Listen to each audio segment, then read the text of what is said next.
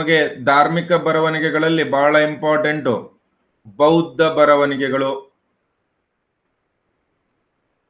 ಬೌದ್ಧ ಬರವಣಿಗೆಗಳು ಅಥವಾ ಬೌದ್ಧ ಸಾಹಿತ್ಯ.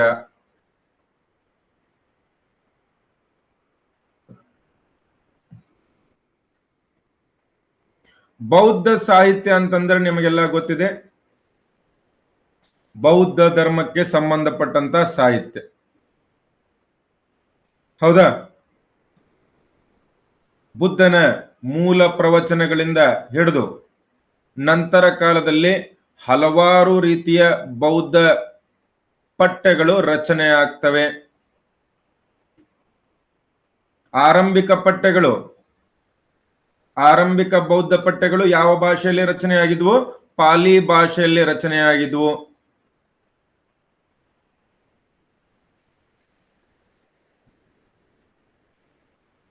ಬೌದ್ಧ ಪಠ್ಯಗಳು ವಿಶೇಷವಾಗಿ ಭಾರತದಲ್ಲಿ ಯಾವ ಭಾಷೆಯಲ್ಲಿ ರಚನೆಯಾಗಿದ್ವು? ಪಾಲಿ ಭಾಷೆಯಲ್ಲಿ ರಚನೆಯಾಗಿದ್ವು. ವಾಯ್ಸ್ ಕೇಳ್ತಿಲ್ವಾ? ಒಂದ್ ನಿಮಿಷ ರಿಫ್ರೆಶ್ ಮಾಡ್ತೀನಿ ತಾಳು. Clear to everyone?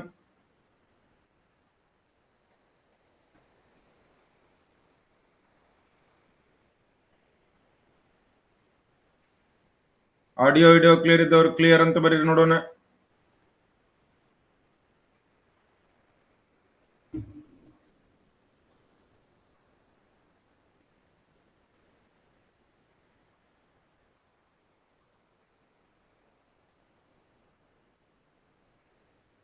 ಓಕೆ.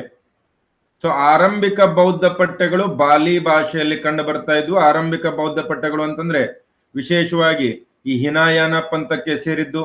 ಭಾರತದಲ್ಲಿ ಹಿನಾಯಾನ ಪಂಥಕ್ಕೆ ಸೇರಿದಂತ ಪಠ್ಯಗಳು ಈ ಪಾಲಿ ಭಾಷೆಯಲ್ಲೇ ನಮಗೆ ಪ್ರಮುಖವಾಗಿ ಕಂಡು ಬರ್ತವೆ. ಇನ್ನು ಇದಾದ ಮೇಲೆ ನಮಗೆ ನೆಕ್ಸ್ಟ್ ಇಂಪಾರ್ಟೆಂಟ್ ಆಗಿ ಏನು ಕಂಡು ಬರ್ತವೆ? ನಂತರದ ಪಠ್ಯಗಳು. ಭಾರತದಲ್ಲಿ ನಂತರದ ಪಠ್ಯಗಳು, ಭಾರತದಲ್ಲಿ ವಿಶೇಷವಾಗಿ ಮಹಾಯಾನ ಪಂಗಡದ ಪಠ್ಯಗಳು ಯಾವ ಭಾಷೆಯಲ್ಲಿ ಕಂಡು ಬರ್ತವೆ? ಮಹಾಯಾನ ಪಠ್ಯಗಳು ಯಾವುದು? ಸಂಸ್ಕೃತ ಭಾಷೆಯಲ್ಲಿ ಕಂಡು ಬರ್ತವೆ. ಇನ್ನು ಶ್ರೀಲಂಕಾದಲ್ಲಿ ವಿಶೇಷವಾಗಿ ಥೇರವಾದ ಬೌದ್ಧ ಪಠ್ಯಗಳು ಯಾವ ಭಾಷೆಯನ್ನ ಬಳಸ್ತವೆ? ಇವು ವಿಶೇಷವಾಗಿ ಥೇರವಾದ ಪಠ್ಯಗಳು ಯಾವ ಭಾಷೆಯಲ್ಲಿ ಕಂಡು ಬರ್ತವೆ? S anyone? ಶ್ರೀಲಂಕಾ ಪ್ರಾಕೃತ ಭಾಷೆ. ಇದನ್ನು ಕೂಡ ಎಕ್ಸಾಮ್ ಕೇಳಿದರೆ ಶ್ರೀಲಂಕಾದ ಬೌದ್ಧ ಪಠ್ಯಗಳು, ಥೇರವಾದ ಪಠ್ಯಗಳು ಯಾವ ಭಾಷೆಯಲ್ಲಿ ಕಂಡು ಬರ್ತವೆ ಅಂತಂದ್ರೆ ಶ್ರೀಲಂಕಾ ಪ್ರಾಕೃತ ಭಾಷೆಯಲ್ಲಿ ಕಂಡು ಬರ್ತವೆ. ಸೊ ಎಲ್ಲಾ ಭಾಷೆಗಳಲ್ಲಿ ಒಂಥರ ಹೈಬ್ರಿಡ್. ಚೀನಾದ ಪಠ್ಯಗಳು ಚೀನಿ ಭಾಷೆಯಲ್ಲಿ ಕಂಡು ಬರ್ತವೆ. ಕ್ಲಿಯರ್ ಇದೆಯಾ? ಸೊ ಇವೆಲ್ಲ ಕೂಡ ನಮಗೇನಾಗ್ತವೆ? ಇಂಪಾರ್ಟೆಂಟ್ ಆಗ್ತವೆ. ಇನ್ನು ಬೌದ್ಧ ಪಠ್ಯಗಳನ್ನ ನಾವು ಎರಡು ರೀತಿಯಲ್ಲಿ ವಿಂಗಡಣೆ ಮಾಡಬಹುದು. ಒಂದು ಕೆನಾನಿಕಲ್ ಲಿಟರೇಚರ್, ಇನ್ನೊಂದು ನಾನ್ ಕೆನಾನಿಕಲ್ ಲಿಟರೇಚರ್. ಕೆನಾನಿಕಲ್ ಲಿಟರೇಚರ್, ಇನ್ನೊಂದು ನಾನ್ ಕೆನಾನಿಕಲ್. ಕೆನಾನಿಕಲ್ ಅಂತಂದ್ರೆ ಏನು? ಅಂಗೀಕೃತ ಪಠ್ಯಗಳು.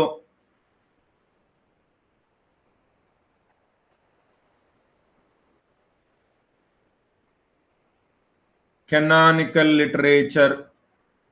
ಕೆನಾನಿಕಲ್ ಲಿಟರೇಚರ್ ಅಂತಂದ್ರೆ ಏನಿರುತ್ತೆ ಇದರಲ್ಲಿ?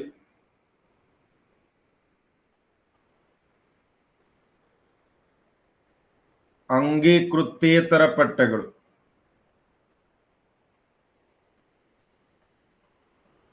ನಾನ್ ಕೆನಾನಿಕಲ್ ಲಿಟರೇಚರ್.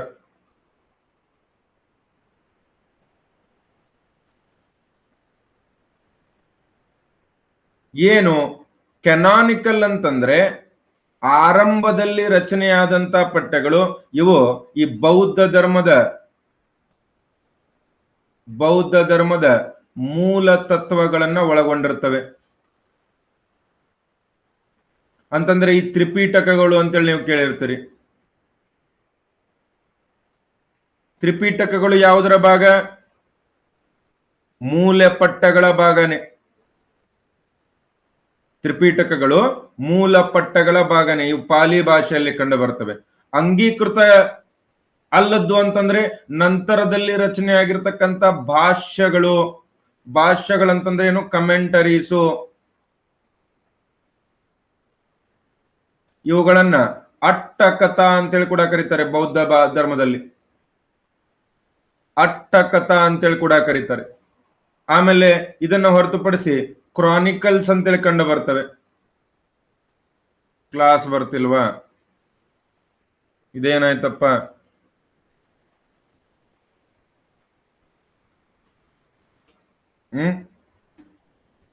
ಯಾರ್ಯಾರಿಗೆ ಬರ್ತಿಲ್ಲ ಕ್ಲಾಸು?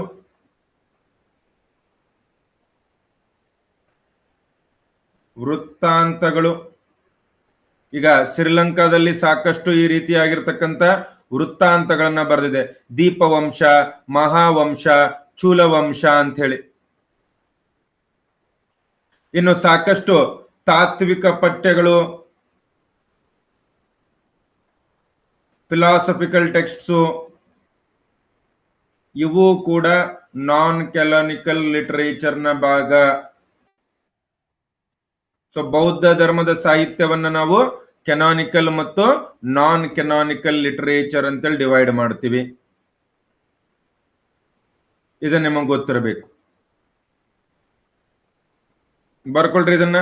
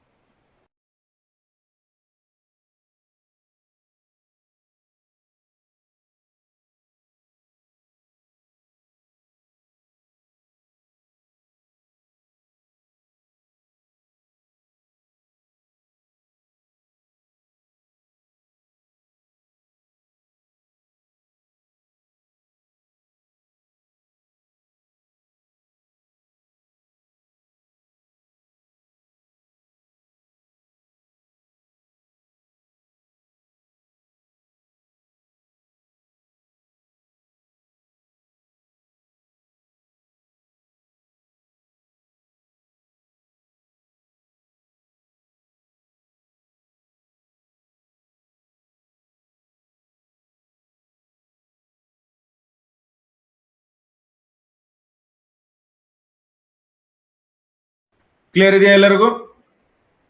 ಓಕೆ. ಸೊ ಬೌದ್ಧ ಬರವಣಿಗೆಗಳಲ್ಲಿ ಎರಡು ರೀತಿಯ ಬೌದ್ಧ ಬರವಣಿಗೆಗಳು ಬರ್ತವೆ ಅಂತೇಳಿ ಹೇಳಿದೆ. ಮೊದಲನೇದಾಗಿ ನಾವು ಯಾವುದರ ಬಗ್ಗೆ ಚರ್ಚೆ ಮಾಡೋಣ? ಅಂಗೀಕೃತ ಪಠ್ಯಗಳ ಬಗ್ಗೆ, ಕೆನಾನಿಕಲ್ ಲಿಟರೇಚರ್.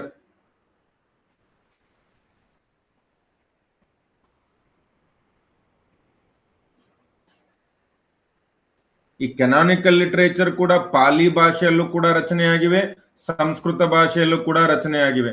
ಆದ್ರೆ ಮೂಲ ಯಾವುದು, ಒರಿಜಿನಲ್ ಯಾವುದು? ಪಾಲಿ ಭಾಷೆಯಲ್ಲಿ ರಚನೆಯಾಗಿದ್ದು ಒರಿಜಿನಲ್. ಇದರಲ್ಲಿ ಕೆನಾನಿಕಲ್ ಲಿಟರೇಚರ್ ಅಲ್ಲಿ ವಿಶೇಷವಾಗಿ ತ್ರಿಪಿಟಕಗಳು. ತ್ರಿಪಿಟಕಗಳಲ್ಲಿ 3 ಪೀಠಕಗಳು ಬರ್ತವೆ. ಮೊದಲನೇದಾಗಿ ಯಾವ ಪೀಠಕ? ಸುತ್ತ ಪೀಠಕ. ಎರಡನೇದಾಗಿ ವಿನಯ ಪೀಠಕ. ನೆನಪಿನಲ್ಲಿರ್ರಿ, ಸುತ್ತ ಮತ್ತು ವಿನಯ ಪೀಠಕಗಳನ್ನ ಮೊದಲನೇ ಬೌದ್ಧ ಸಮ್ಮೇಳನದಲ್ಲಿ ರಚನೆ ಮಾಡಲಾಯಿತು.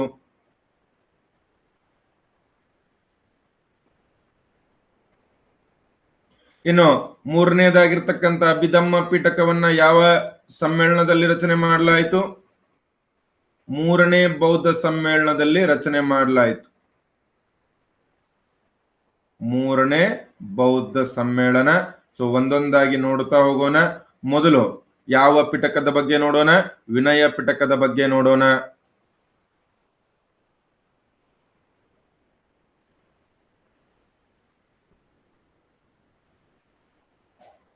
ವಿನಯ ಪಿಟಕ. ಪಿಟಕ ಅಂತಂದ್ರೆ ಏನು? ಪಿಟಕ ಅಂತಂದ್ರೆ ಬಾಸ್ಕೆಟ್. ಈ ಮೊದಲೆಲ್ಲ ಏನಿರ್ತಿರ್ಲಿಲ್ಲ, ಈ ಪುಸ್ತಕಗಳು ಇರ್ತಿರ್ಲಿಲ್ಲ. ಈಗ ಮೊದಲನೇ ಸಮ್ಮೇಳನದಲ್ಲಿ ಬುದ್ಧ ತೀರ್ಕೊಂಡ ಮೇಲೆ ಕ್ರಿಸ್ತಪೂರ್ವ 483ರಲ್ಲಿ ಅಜಾತ ಶತ್ರುವನ ಆಶ್ರಯದಲ್ಲಿ ರಾಜಗೃಹದ ಸತ್ತಪನ್ನಿ ಗುಹೆಗಳಲ್ಲಿ ಈ ಸಮ್ಮೇಳನ ನಡೀತು. ಇದರಲ್ಲಿ ಬುದ್ಧನ ಶಿಷ್ಯ ಆಗಿರ್ತಕ್ಕಂತಹ ಇವನು ಕ್ಷೌರಿಕ ಕೂಡ ಆಗಿದ್ದ ಯಾರು, ಉಪಾಲಿ.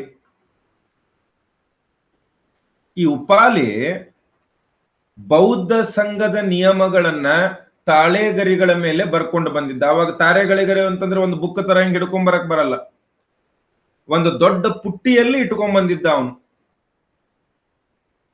ಸೊ ಹೀಗಾಗಿ ಪುಟ್ಟಿಯಲ್ಲಿ ಇಟ್ಕೊಂಡ್ ಬಂದಿದ್ರಲ್ಲ, ಅದಕ್ಕೆ ಇವುಗಳನ್ನ ಪಿಟಕಗಳು ಅಂತೇಳಿ ಕರೀತಾರೆ.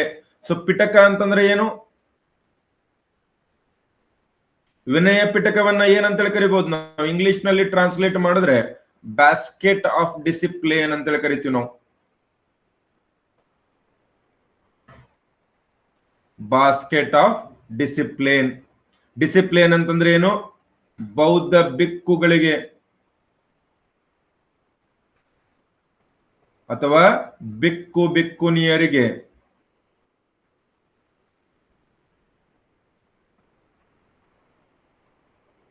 ಏನೋ ನಿಯಮಗಳನ್ನ ಇದು ಒಳಗೊಂಡಿದೆ.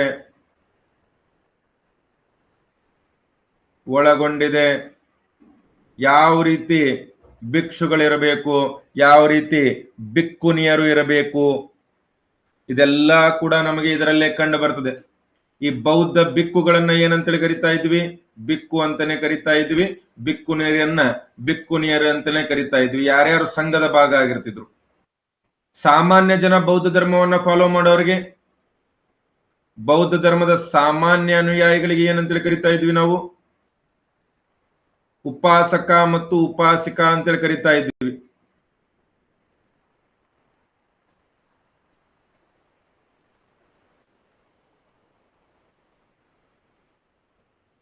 ಅನುಯಾಯಿಗಳನ್ನ ಏನಂತೇಳಿ ಕರಿತಾ ಇದ್ವಿ? ಉಪಾಸಕ ಮತ್ತು ಉಪಾಸಿಕಾ.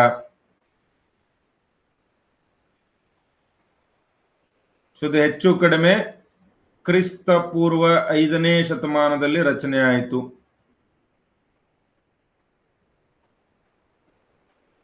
ಮೊದಲನೇ ಸಮ್ಮೇಳನದಲ್ಲಿ ಇದನ್ನ ರಚನೆ ಮಾಡಲಾಯಿತು, ವಿನಯ ಪಿಟಕವನ್ನ. ಇದರಲ್ಲಿ ಬಿಕ್ಕು ಮತ್ತು ಬಿಕ್ಕುನಿಗಳಿಗೆ ಏನಿದೆ? ನಿಯಮಗಳಿವೆ. ಬರ್ಕೊಳ್ರಿ ಇದನ್ನ.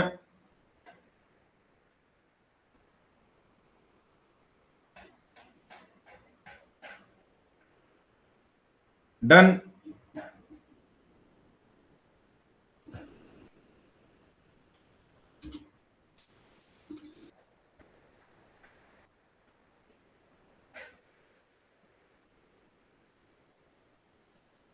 ಸೊ ಇದರಿಂದ ನಮಗೆ ಏನು ಮಾಹಿತಿ ಸಿಗುತ್ತೆ?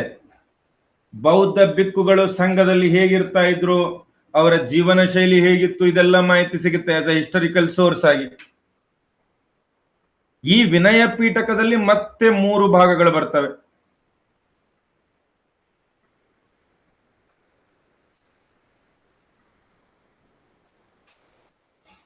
ಮೂರು ಭಾಗಗಳು. ಲಾಸ್ಟ್ ಸ್ಲೈಡಾ? ಬೇಗ ಬರ್ಕೊಳ್ರಿ ಸುಮಲತಾ ಅವರೇ.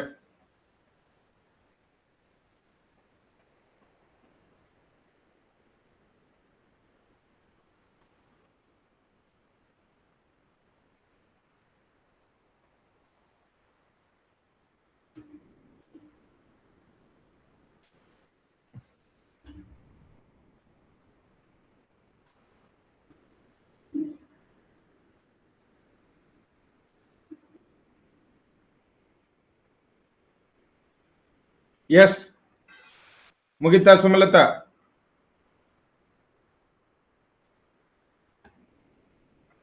ಓಕೆ. 3 ಭಾಗಗಳಲ್ಲಿ ಮೊದಲನೇ ಭಾಗ ಯಾವುದು? ಸುತ್ತ ವಿಭಂಗ ಅಂತ ಹೇಳಿ ಕರಿತೀವಿ.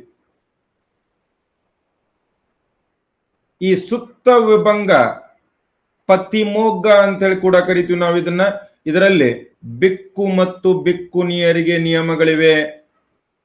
ಸಂಘದಲ್ಲಿ ಇರಬೇಕಾದ್ರೆ ಇಷ್ಟಿಷ್ಟು ನಿಯಮಗಳನ್ನ ಪಾಲನೆ ಮಾಡಲೇಬೇಕು ಅಂತಿದೆ. ಇದರಲ್ಲಿ ಬಿಕ್ಕು ವಿಭಂಗ ಅಂತೇಳಿ ಬರುತ್ತೆ. ಬಿಕ್ಕು ವಿಭಂಗದ ಪ್ರಕಾರ ಸುಮಾರು ಎಷ್ಟು ರೂಲ್ಸ್ ನಮಗೆ ಕಂಡು ಬರುತ್ತೆ?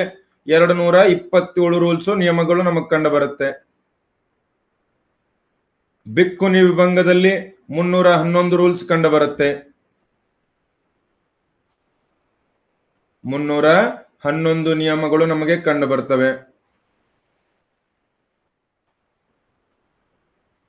ಹೌದಾ? ಇನ್ನು ಈ ಒಂದು ವಿನಯ ಪೀಠಕದ 2ನೇ ಭಾಗ ಯಾವುದು? ಖಂಡಕ ಅಂತ ಹೇಳಿ. ಖಂಡಕದಲ್ಲಿ ದೀಕ್ಷೆ ಬಗ್ಗೆ ನಮಗೆ ತಿಳಿಸ್ತಾರೆ. ನೀವು ಸಂಘಕ್ಕೆ ಸೇರ್ಕೋಬೇಕು ಅಂತಂದ್ರೆ ಯಾವ ರೀತಿ ದೀಕ್ಷೆ ಪಡಿಬೇಕು, ಬೇರೆ ಬೇರೆ ಆಗಿರ್ತಕ್ಕಂತಹ ವೃತ್ತ ದಿನಗಳನ್ನ ಇದರಲ್ಲಿ ಉಲ್ಲೇಖ ಮಾಡ್ತಾರೆ. ಇದರಲ್ಲಿ 2 ವೃತ್ತ ದಿನಗಳನ್ನ ನಮಗೆ ಉಲ್ಲೇಖ ಮಾಡಿದ್ದು ನಮಗೆ ಕಂಡು ಬರುತ್ತೆ. ಒಂದು ಇದರಲ್ಲಿ ಬಹಳ ಇಂಪಾರ್ಟೆಂಟ್ ಯಾವುದು? ಉಪೋಸತ ಅಂತೇಳಿ ಬರುತ್ತೆ. ಉಪೋಸತ ಅಂತಂದ್ರೆ ಪ್ರತಿ ಅಮಾವಾಸ್ಯೆ ಹುಣ್ಣಿಮೆ ಅಂದ್ರೆ ಪೂರ್ಣ ಚಂದ್ರ ಇಲ್ಲ ಅರ್ಧ ಚಂದ್ರ ಇದ್ದಾಗ ಅಮಾವಾಸ್ಯೆ ಹುಣ್ಣಿಮೆಗೆ ಸಂಘದ ಸದಸ್ಯರೆಲ್ಲ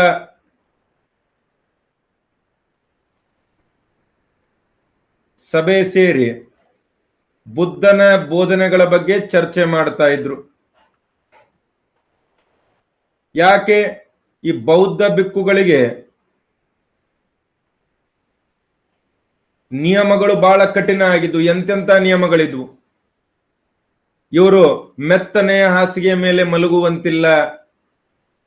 ಇವರು ತಾವೇ ಆಹಾರವನ್ನ ಪ್ರಿಪೇರ್ ಮಾಡಿಕೊಳ್ಳುವಂತಿಲ್ಲ. ಕಡ್ಡಾಯವಾಗಿ ಭಿಕ್ಷೆ ಬೇಡಿನೇ ಇವರೇನು ಮಾಡ್ಕೊಳ್ಬೇಕು? ತಮ್ಮ ಊಟ ಮಾಡಬೇಕು. ಬಹಳಷ್ಟು ನಿಯಮಗಳಿದ್ವು. ಮಾದಕ ದ್ರವ್ಯಗಳನ್ನ ಸೇವನೆ ಮಾಡಬಾರ್ದು. ಆಮೇಲೆ ಯಾವಾಗಿದ್ರು ಇವರು ಒಬ್ಬಂಟಿಯಾಗಿ ಒಂದು ಮನೆಯಿಂದ ಇನ್ನೊಂದು ಮನೆಗೆ ಹೋಗಿ ಭಿಕ್ಷೆ ಬೇಡ್ತಾ ತಮ್ಮ ಜೀವನ ನಡೆಸ್ತಾ ಇದ್ರು. ಹಿಂಗೆ ಒಬ್ಬೊಬ್ಬರೇ ತಿರುಗಾಡುವಾಗ ಬಹಳ ದಿವಸ ಹಿಂಗೆ ಓಡಾಡ್ತಾ ಇದ್ರೆ ಏನಾಗ್ಬಿಡುತ್ತೆ? ಕೆಲವೊಮ್ಮೆ ತಲೆ ಕೆಟ್ಟ ಬಿಡುತ್ತೆ. ಇಷ್ಟ್ಯಾಕೆ ಡಿಫಿಕಲ್ಟ್ ಲೈಫ್ ಅನ್ನ ನಾನು ಫಾಲೋ ಮಾಡಬೇಕು, ಬೇಡ ಬಿಡು ಅಂತೇಳಿ ಬಹಳಷ್ಟು ಜನ ಬಿಕ್ಕುಗಳು ಬಿಟ್ಟು ಹೋಗಬಹುದು. ಅದಕ್ಕೆ ಪ್ರತಿ 15 ದಿವಸಕ್ಕೆ ಅಥವಾ ಈ 1 ವಾರಕ್ಕೆ 15 ದಿವಸಕ್ಕೆ ಈ ರೀತಿ ಅವರೆಲ್ಲ ಗುಂಪು ಸೇರಿ ಮತ್ತೆ ಬುದ್ಧನ ಬೋಧನೆಗಳ ಬಗ್ಗೆ ಚರ್ಚೆ ನಡೆಸ್ತಾ ಇದ್ರು. ಇದರಿಂದ ಏನಾಗುತ್ತೆ? ನೀವು ಬಿಟ್ಟು ಹೋಗೋದಿಲ್ಲ. ಅದೇ ರೀತಿ ಈ ಉಪವಾಸ ಅಂತೀನಿ ನೋಡ್ರಿ, ಉಪೋಸತ ಉದ್ದೇಶ ನಿಮಗ್ ಗೊತ್ತಾಯ್ತು. ಇನ್ನೊಂದು ಯಾವ್ದು ಬರುತ್ತೆ? ಪವರಾನ. ಪವರಾನ ಅಂತಂದ್ರೆ ಏನು? ಮಳೆಗಾಲದ ನಂತರ ಸಭೆ ಸೇರಿ ಮತ್ತೆ ಅಲ್ಲೂ ಕೂಡ ಬುದ್ಧನ ಬೋಧನೆಗಳ ಚರ್ಚೆ ಮಾಡ್ತಾ ಇದ್ರು.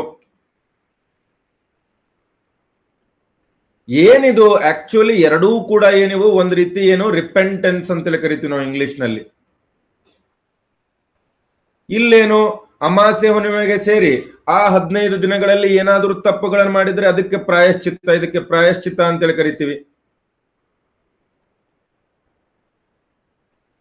ಇನ್ನು ಮಳೆಗಾಲದಲ್ಲಿ ಇವ್ರು ಏನ್ ಮಾಡ್ತಾ ಇದ್ರು? ವಿಹಾರಗಳಲ್ಲಿ ಇರ್ತಾ ಇದ್ರು. ವಿಹಾರಗಳು, ಇದನ್ನ ನಾವು ವ್ಯಸ್ಸ ಅಂತೇಳಿ ಕೂಡ ಕರಿತಾ ಇದ್ವಿ. ಮಳೆಗಾಲದಲ್ಲಿ ಇವರು ಭಿಕ್ಷೆ ಬಿಡ್ತಾ ಇರಲಿಲ್ಲ, ಊರು ತಿರುಗ್ತಾ ಇರಲಿಲ್ಲ. 3-4 ತಿಂಗಳು ಒಂದೇ ಕಡೆ ಇರ್ತಾ ಇದ್ರು. ಈಗ ಅಂತ ಸಮಯದಲ್ಲೂ ಕೂಡ ಇವರು ಸಾಕಷ್ಟು ಬುದ್ಧನ ನಿಯಮಗಳಿಂದ ದೂರ ಆಗಿರಬಹುದು. ಸೊ ಇಲ್ಲಿ ತಮ್ಮ ತಪ್ಪುಗಳನ್ನ ಹೇಳಿ ಪ್ರಾಯಶ್ಚಿತ್ತ ಮಾಡಿಕೊಂಡು ಬುದ್ಧನ ಬೋಧನೆಗಳ ಬಗ್ಗೆ ಚರ್ಚೆ ಮಾಡೋದು, ಇದನ್ನೇ ಉಪೋಸತ ಅಥವಾ ಪವರಾನ ಅಂತೇಳಿ ಕರಿತೀವಿ. ಮಳೆಗಾಲದ ನಂತರ ಮಾಡಿದರೆ ಏನು? ಮಳೆಗಾಲದ ನಂತರ ಮಾಡಿದ್ರೆ ಏನಂತೇಳಿ ಕರಿತೀವಿ? ಅದನ್ನ ಪವರಾನ. ಮಳೆಗಾಲದ ಅವಧಿಯನ್ನ ಏನಂತೇಳಿ ಕರಿತಾ ಇದ್ರು? ವ್ಯಸ್ಸ. ಪ್ರತಿ 15 ದಿವಸಕ್ಕೊಮ್ಮೆ ಅಥವಾ ಅಮಾವಾಸ್ಯೆ ಹುಣ್ಣಿಮೆಗೆ ಮಾಡಿದ್ರೆ ಅದನ್ನ ಏನಂತ ಕರಿತಾ ಇದ್ವಿ? ವೆರಿ ಗುಡ್, ಉಪೋಸತ ಅಂತೇಳಿ ಕರಿತಾ ಇದ್ವಿ. ಇನ್ನು ಇದರ 3ನೇ ಭಾಗ ಯಾವುದು? ಪರಿವಾರ. ಏನು ಅಷ್ಟು ಇಂಪಾರ್ಟೆಂಟ್ ಇಲ್ಲ. ಇಲ್ಲಿ ಸುಮ್ಮನೆ ಆ ರೂಲ್ಸ್ ಗಳನ್ನೇ ಇನ್ನೊಂದ್ ಸರ್ತಿ ಹೇಳಿದ್ದಾರೆ. ಸೊ ಇಲ್ಲಿ ಸುತ್ತ ವಿಭಂಗ, ಖಂಡಕ, ಪರಿವಾರ, ವಿನಯ ಪೀಠಕದ ಭಾಗಗಳಿವು. ಬರ್ಕೊಳ್ರಿ ಇದನ್ನ.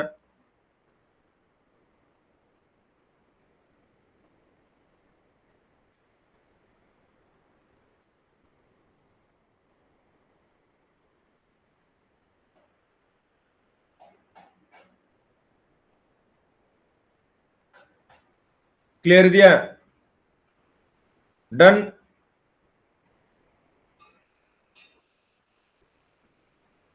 ನಾಳೆಯಿಂದ ಬೆಳಗ್ಗೆ ಮಾಡ್ರಿ ಸರ್ ಕ್ಲಾಸ್. ಬೆಳಗ್ಗೆ ಮಾಡ್ಬೇಕಾ? ಸಂಜೆ ಇಂಟರ್ನೆಟ್ ಖಾಲಿ ಮಾಡ್ಕೊಂಡಿರ್ತೀರಿ, ಕ್ಲಾಸ್ ಬರಲ್ಲ. ನಾನು ಹೇಳಿದ್ದೀನಿ 2 ತಾಸು ಕ್ಲಾಸ್ ಅಂತಂದ್ರೆ ಅಟ್ಲೀಸ್ಟ್ ಹೆಚ್ಚು ಕಡಿಮೆ ಒಂದು 700-800 MB ಆದ್ರೂ ಇಂಟರ್ನೆಟ್ ಇರಬೇಕು. ಇಲ್ಲ ಅಂದ್ರೆ ಕೆಲಸ ಆಗಲ್ಲ.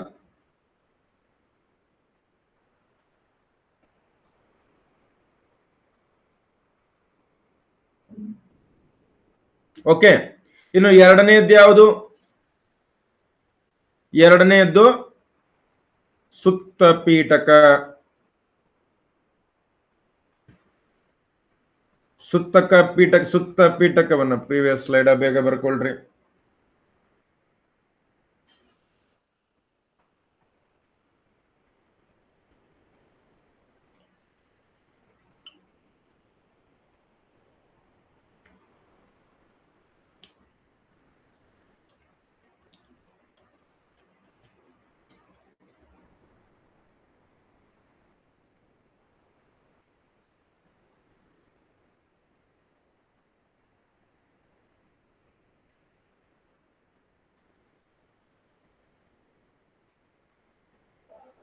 ಡನ್.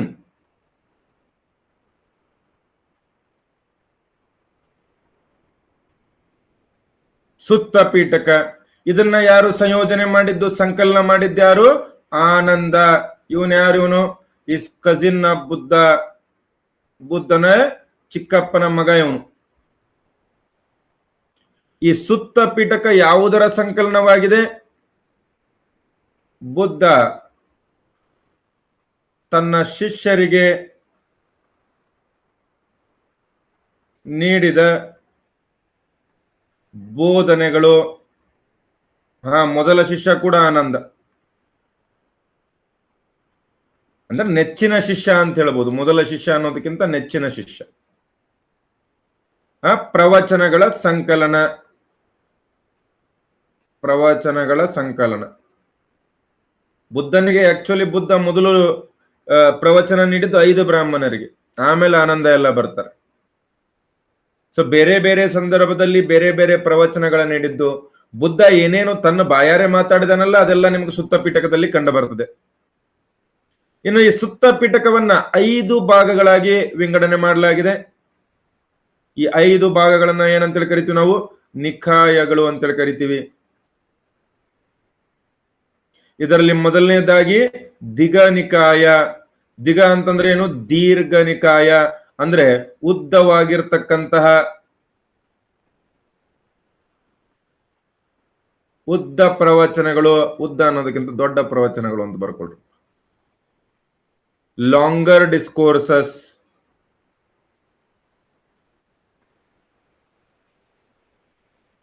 ದೊಡ್ಡ ಲಾಂಗ್ 7-8 ತಾಸು ಕಂಟಿನ್ಯೂ ಹೊಡೆದಿರ್ತಾರಲ್ಲ. ಈಗ ನಾವು ಒಮ್ಮೊಮ್ಮೆ ಮೈಕ್ ಸಿಕ್ಕರೆ ಶುರು ಮಾಡಿಬಿಡ್ತೀವಿ, ಹಂಗ ಬುದ್ಧ. ಇದರಲ್ಲಿ ಬಹಳ ಇಂಪಾರ್ಟೆಂಟ್ ಆಗಿ ಯಾವ್ಯಾವ ಸೂತ್ರಗಳು ಬರ್ತವೆ? ಸಮ್ಮಾನ ಫಲ ಸೂತ್ರ ಅಂತೇಳಿ ಬರುತ್ತೆ.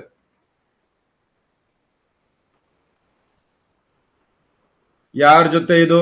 ಅಜಾತ ಶತ್ರು ಜೊತೆಗೆ ಮಾಡದಂತ ಸಂಭಾಷಣೆ.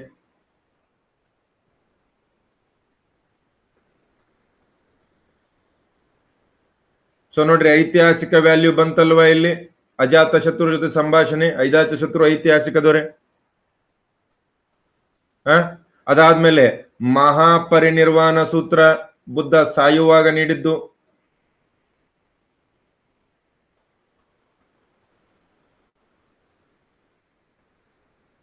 ಇದಾದ್ಮೇಲೆ ಈ ಸಿಗೋಲವಾದ ಸೂತ್ರ ಅಂತೇಳಿ ಬರುತ್ತೆ.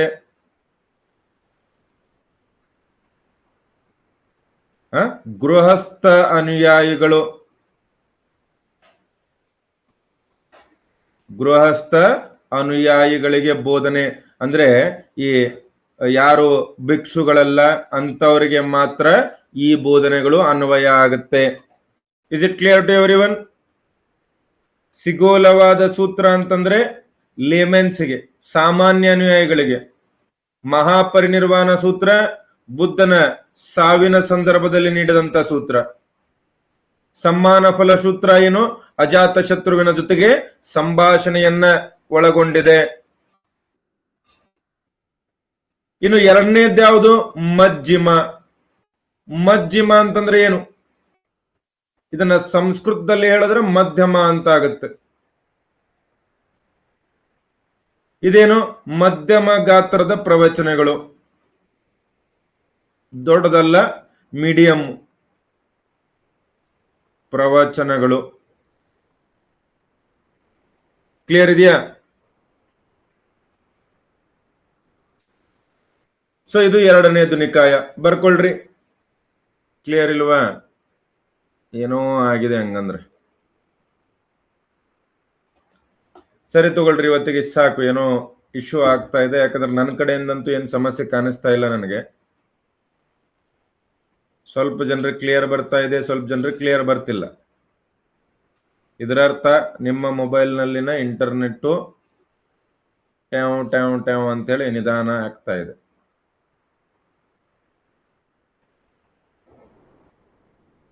ನೀವು ಸಂಜೆ 7ರಿಂದ 9ಕ್ಕೆ ಬಿಜಿ ಆಗಬೇಕು ಅಂತಂದ್ರೆ ನಿಮ್ಮ ಹತ್ರ GB ಇರಬೇಕು, 1 GB ಇರಬೇಕು. ನೀವು GB ಇರಲಿಲ್ಲ ಅಂತಂದ್ರೆ ನೆಟ್ವರ್ಕ್ ಸಮಸ್ಯೆ ಆಗಿ ಬಿಜಿ ಆಗಲ್ಲ.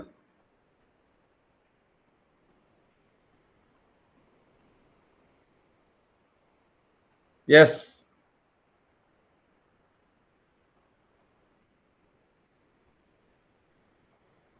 ನಾಳೆ ಕಂಟಿನ್ಯೂ ಮಾಡೋಣ ಬಿಡ್ರಿ. ಏನಾದರೂ ಡೌಟ್ಸ್ ಇದ್ರೆ ಕೇಳ್ರಿ. ಮಜ್ಜಿಮ ನಿಕಾಯದವರೆಗೆ ಹೇಳಿದ್ದೀನಿ, ಇಷ್ಟು ನೆನಪಿರಲಿ ನಿಮಗೆ.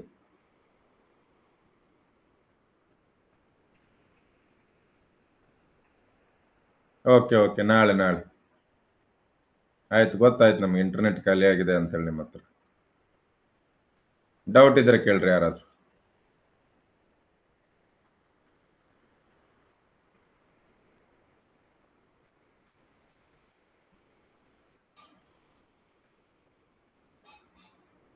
ಸ್ವಲ್ಪ ಜನರಿಗಾದ್ರೂ ಆಡಿಯೋ ವಿಡಿಯೋ ಕ್ಲಿಯರ್ ಬರ್ತಾ ಇದೆ ಅಲ್ವಾ?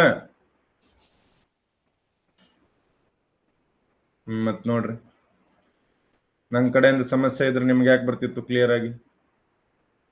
ಏನ್ ಡೌಟ್ಸ್ ಇಲ್ವಾ? ಕ್ಲಿಯರ್ ಬರ್ತಾರೆ ಅವರು.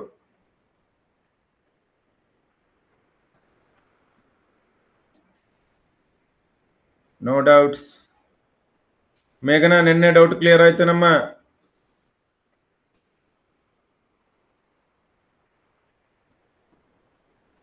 ಮೇಘನಾ,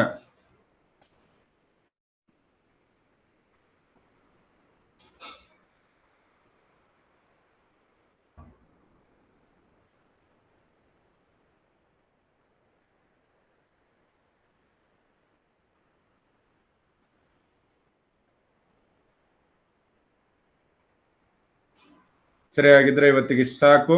ಮತ್ತೆ ನಾಳೆಯ ತರಗತಿಯಲ್ಲಿ ಇನ್ನಷ್ಟು ವಿಷಯಗಳನ್ನು ನಾವು ಅಧ್ಯಯನ ಮಾಡೋಣ.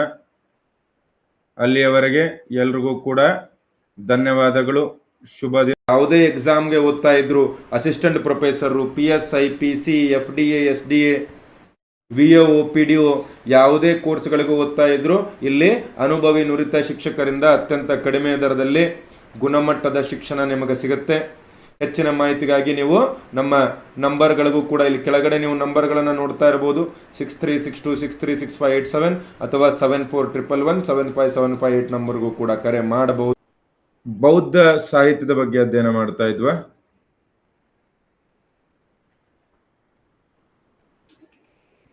Okay, all right. ಸೊ ಹಾಗಾದ್ರೆ ನಾವು ಸುತ್ತ ಪೀಠಕದ ಬಗ್ಗೆ ಅಧ್ಯಯನ ಮಾಡ್ತಾ ಇದ್ವಿ. ಸುತ್ತ ಪೀಠಕದಲ್ಲಿ ಎಷ್ಟು ಭಾಗಗಳು ಕಂಡು ಬರ್ತವೆ ನಮಗೆ?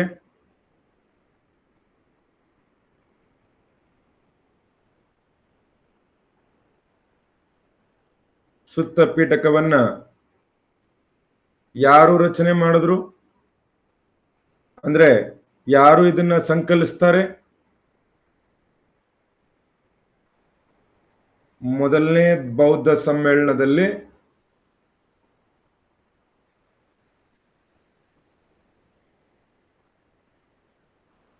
ಬೌದ್ಧ ಸಮ್ಮೇಳನದಲ್ಲಿ ಶೌರಿಕ ಶಿಷ್ಯ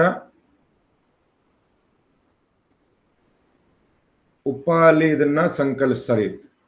ಶೌರಿಕ ಶಿಷ್ಯ ಅಲ್ಲ, ಅದು ವಿನಯ ಪೀಠಕವನ್ನ. ಇದನ್ನ ಕಜಿನ್ನು ಮತ್ತು ಆಪ್ತ ಶಿಷ್ಯ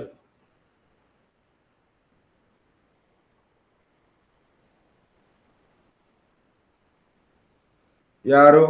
ಆನಂದ ಇದನ್ನ ಸಂಕಲನೆ ಮಾಡ್ತಾನೆ.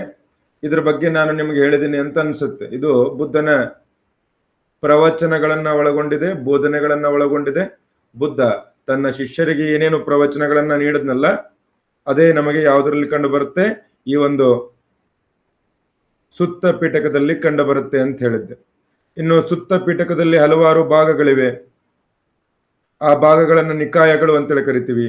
5 ನಿಕಾಯಗಳು. ಈ 5 ನಿಕಾಯಗಳಲ್ಲಿ ಬಹಳ ಇಂಪಾರ್ಟೆಂಟ್ ಯಾವುದು? ದಿಘನಿಕಾಯ ಹೆಸರಿನಲ್ಲೇ ಇದೆ, ದೀರ್ಘ ನಿಕಾಯ ಅಂತ ಹೇಳಿ. ಇದರಲ್ಲಿ ಬುದ್ಧನ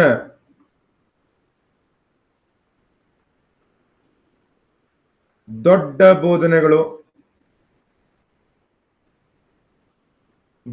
ಬೋಧನೆಗಳು ಕಂಡು ಬರ್ತದೆ. ಲಾಂಗ್ ಡಿಸ್ಕೋರ್ಸಸ್ ಅಂತೇಳಿ ಕರಿತೀವಿ ಅವುಗಳನ್ನ. ಇದರಲ್ಲಿ ನಮಗೆ ಪ್ರಮುಖವಾಗಿ ಮಹಾಪರಿನಿಬ್ಬಾನ ಸುತ್ತ ನೆನಪಿದೆಯಲ್ಲ? ಮಹಾಪರಿನಿಬ್ಬಾನ ಸುತ್ತ ಯಾವುದರ ಬಗ್ಗೆ ಮಾತನಾಡ್ತದೆ?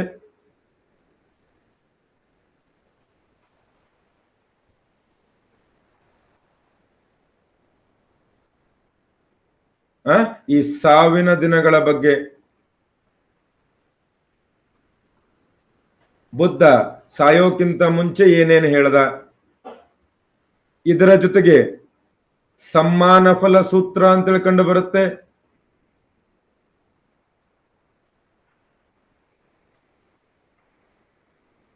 ಇದು ಯಾರ್ಯಾರ ಜೊತೆಗೆ? ಬುದ್ಧ ಮತ್ತು ಅಜಾತ ಶತ್ರುವಿನ ನಡುವಿನ ಸಂಭಾಷಣೆಯ ಬಗ್ಗೆ.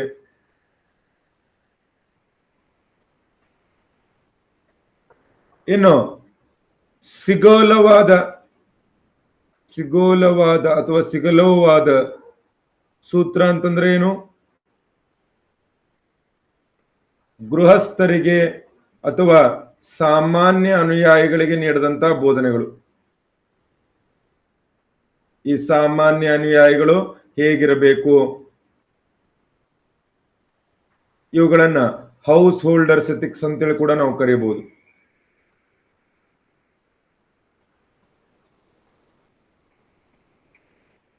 ಬಹಳ ಇಂಪಾರ್ಟೆಂಟು ದಿಘನಿಕಾಯ. ಇದಾದ್ಮೇಲೆ ಎರಡನೇದು ನಾನು ಮಧ್ಯಮ ನಿಕಾಯ ಹೇಳ್ತಾ ಇದ್ದೆ ಅಂತೇಳಿ ಅನ್ಸುತ್ತೆ. ಸೊ ಮಧ್ಯಮ ನಿಕಾಯ, ಮಧ್ಯಮ ಅಂತಂದ್ರೆ ಏನು? ಮಧ್ಯಮ ಅಂತ ಅರ್ಥ. ಮಧ್ಯಮ ಗಾತ್ರದ ನಿಕಾಯಗಳಿವು.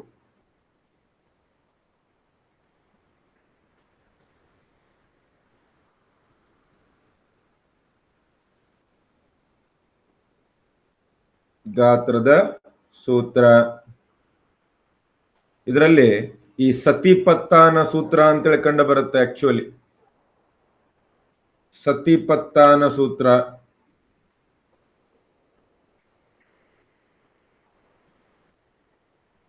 ಸತಿ ಅನ್ನೋದು ಬಹಳ ಇಂಪಾರ್ಟೆಂಟ್ ಕಾನ್ಸೆಪ್ಟ್.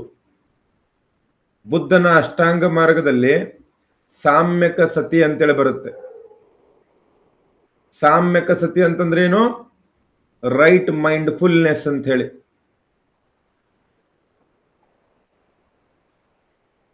ಅಂದ್ರೆ ಒಬ್ಬ ವ್ಯಕ್ತಿ ತನ್ನ ಆಂತರಿಕ ಮತ್ತು ಬಾಹ್ಯ ವಿಷಯಗಳ ಬಗ್ಗೆ ಅವೇರ್ನೆಸ್ ಅನ್ನ ಹೊಂದಿರಬೇಕು, ಜಾಗೃತಿ ಹೊಂದಿರಬೇಕು.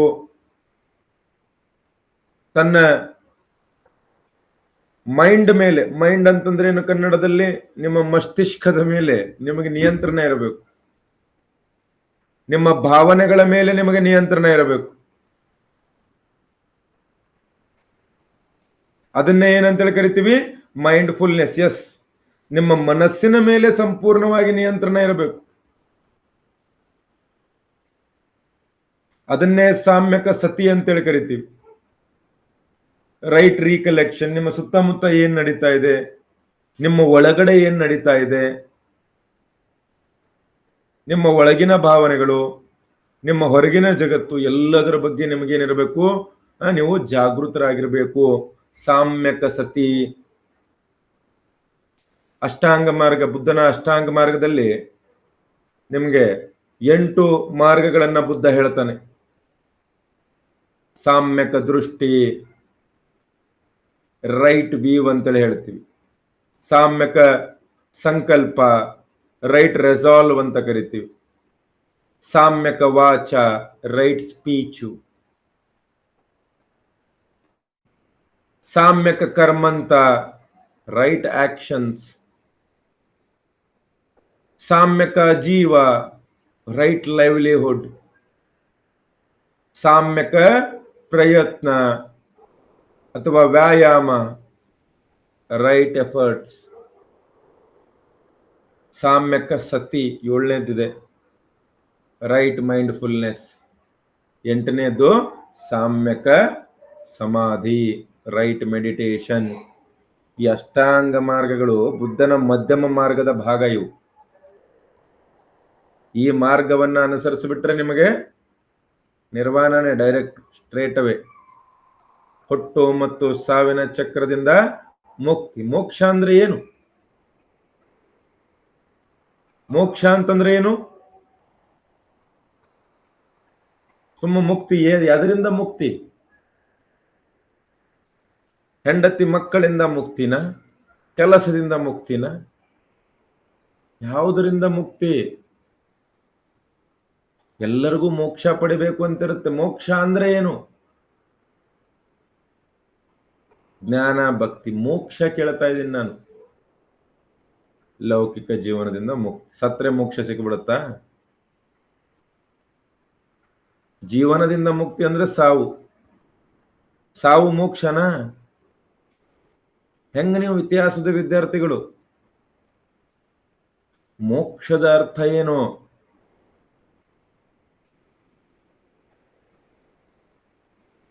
ಜನನ ಮತ್ತು ಮರಣ ಚಕ್ರದಿಂದ ಬಿಡುಗಡೆ.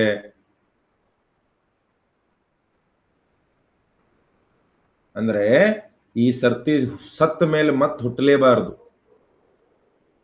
ಆಸೆ ಗೀಸೆ ಅಲ್ಲ. ಇದೇ ನಿಮ್ಮ ಕೊನೆಯ ಜೀವನ ಆಗಬೇಕು. ಮತ್ತೊಮ್ಮೆ ನೀವು ಹುಟ್ಟು ಬರಬಾರದು. ಅದೇ ಮೋಕ್ಷ. ಯಾಕಂದ್ರೆ ನೀವು ಸತ್ತ ಮೇಲೆ ನಿಮ್ಮ ಆತ್ಮನು, ನಿಮ್ಮಲ್ಲಿರ್ತಕ್ಕಂಥ ಚೈತನ್ಯವು ಇನ್ನೊಂದು ದೇಹಕ್ಕೆ ಟ್ರಾನ್ಸ್ಫರ್ ಆಗುತ್ತೆ. ಆ ಚಕ್ರದಲ್ಲಿ ನಾವು ಸಿಕ್ಕಾಕೊಂಡಿರ್ತೀವಿ. ಆ ಚಕ್ರದಿಂದ ಬಿಡುಗಡೆ ಹೊಂದೋದೇ ಮೋಕ್ಷ, ಮಾನವ ಜೀವನದಿಂದ ಅಲ್ಲ. ನೀವು ಪುನರ್ಜನ್ಮ ಪಡಿಬೇಕಾಗಿ ಆಗ್ಬೇಕಾದ್ರೆ ಮಾನವರಾಗೆ ಹುಟ್ಟಬೇಕು ಅಂತ ಏನ್ ರೂಲ್ಸ್ ಇಲ್ಲ. ಹಿಂದೂ ಧರ್ಮದಲ್ಲಿ ಆತ್ಮ ಅಂತೇಳಿ ಪರಿಕಲ್ಪನೆ ಇದೆ. ಈ ಬೃಹದಾರಣ್ಯಕ ಉಪನಿಷತ್ತಿನಲ್ಲಿ ಆತ್ಮದ ಪುನರುತ್ಥಾನದ ಬಗ್ಗೆ ಪರಿಕಲ್ಪನೆ ಇದೆ. ಅಂದ್ರೆ ಆತ್ಮ ಒಂದು ದೇಹದಿಂದ ಇನ್ನೊಂದು ದೇಹಕ್ಕೆ ಹೋಗುತ್ತೆ, ಹಂಗೆ ಹೋಗಬಾರದು. ಆ ಒಂದು ಚಕ್ರ ಏನಿದೆಯಲ್ಲ ಅದು ನಿಂತು ಹೋಗಬೇಕು. ಅದು ಮೋಕ್ಷ. ಇದು ಮೋಕ್ಷದ ನಿಜವಾದಂತ ಅರ್ಥ ಆಗ್ತಿದೆಯಾ ಎಲ್ಲರಿಗೂ? ಇದಾದ್ಮೇಲೆ 3ನೇದು ಯಾವ ನಿಕಾಯ? ಸಂಯುಕ್ತ ನಿಕಾಯ. ಸೊ ಮೋಕ್ಷ ಅಂತಂದ್ರೆ ಏನು? ಎಕ್ಸಾಮ್ ನಲ್ಲಿ ಕೇಳಿದ್ರೆ ಏನಂತ ಬರೀಬೇಕು?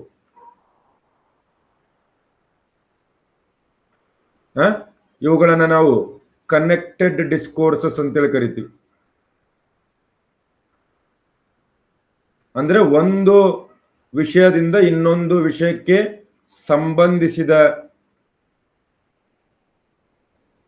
ಸಂಬಂಧಿಸಿದಂತಹ ಈ ಬೋಧನೆಗಳನ್ನ ಸಂಯುಕ್ತ ಅಂತಂದ್ರೆ ಏನು? ಸಂಯುಕ್ತ ಮಹಾವಿದ್ಯಾಲಯ, ಸಂಯುಕ್ತ ಅಂತಂದ್ರೆ ಕಾಂಪೌಂಡ್, ಒಂಥರ ಎರಡು ಸೇರಿ ಏನಾದ್ರೂ ಕನೆಕ್ಟೆಡ್ ಇದ್ರೆ ಅದನ್ನ ಸಂಯುಕ್ತ ಅಂತೇಳಿ ಕರಿತೀವಿ. ಇನ್ನು ನಾಲ್ಕನೇದು ಯಾವುದು? ಅಂಗುತ್ತರ ನಿಕಾಯ.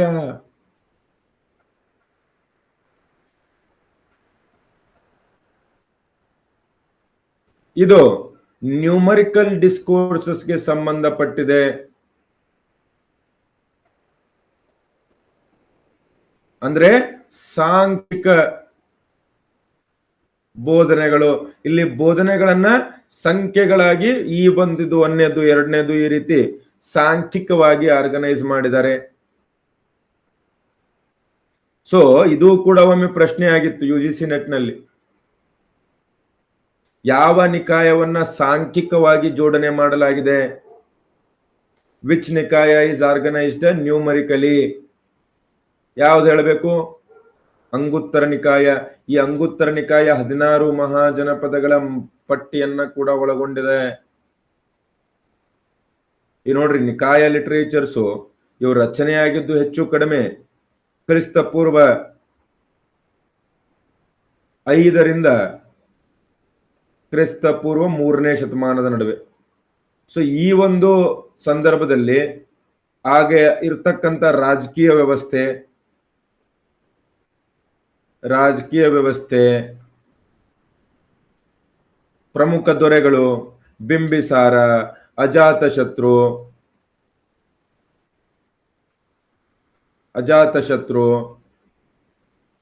ನಮ್ಮ ನಂದರು, ಮೌರ್ಯರು,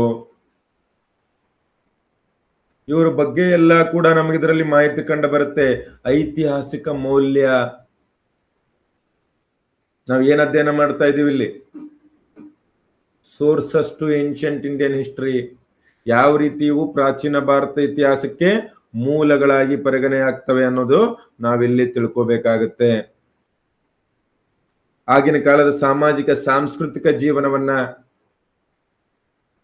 ಅದನ್ನು ಕೂಡ ಇವು ರೆಪ್ರೆಸೆಂಟ್ ಮಾಡ್ತವೆ. ಏನು ಅತ್ಯಂತ ಪ್ರಮುಖವಾದ ನಿಕಾಯ ಮತ್ತು ಕೊನೆಯ ನಿಕಾಯ ಯಾವುದು? ಕುಡ್ಡಕ ನಿಕಾಯ. Most important. ಇದರ ಅರ್ಥ ಏನು? ಕ್ಷುಲ್ಲಕ ಅಂದ್ರೆ ಚಿಕ್ಕದಾಗಿರ್ತಕ್ಕಂಥ ಬೋಧನೆಗಳನ್ನ ಒಳಗೊಂಡಿದೆವು. ಚಿಕ್ಕ ಬೋಧನೆಗಳು ಅಥವಾ ಮೈನರ್ ಡಿಸ್ಕೋರ್ಸಸ್ ಆದ್ರೆ ಅತಿ ಹೆಚ್ಚಿನ ಕಂಟೆಂಟ್ ಇರೋದು ಇದರಲ್ಲೇ.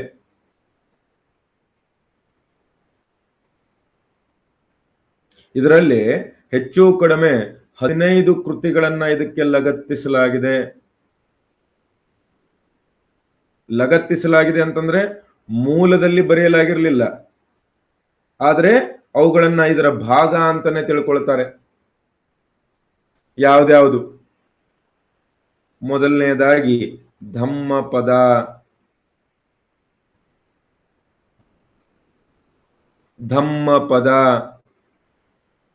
ಇದನ್ನೆಲ್ಲೋ ಕೇಳಿರ್ತೀರಿ. ಎಲ್ಲಿ ಕೇಳಿರ್ತೀರಿ? ಇದನ್ನ ನಾವು ಏನಂತೇಳಿ ಕರಿತೀವಿ?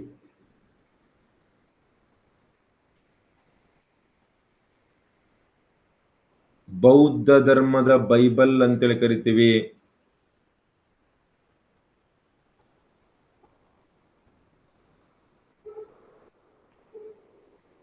ಬುದ್ಧ ನೇರವಾಗಿ ನೀಡಿದಂತ ಪ್ರವಚನಗಳ ಬಗ್ಗೆ ನಮಗೆ ಇದರಲ್ಲಿ ಮಾಹಿತಿ ಕಂಡು ಬರುತ್ತೆ. ಈ ಧಮ್ಮಪದ ಮುಂದೆ ಯಾರು ಭಾಷಾಂತರ ಮಾಡ್ತಾರೆ? ಮ್ಯಾಕ್ಸ್ ಮುಲ್ಲರ್ ಭಾಷಾಂತರ ಮಾಡ್ತಾನೆ.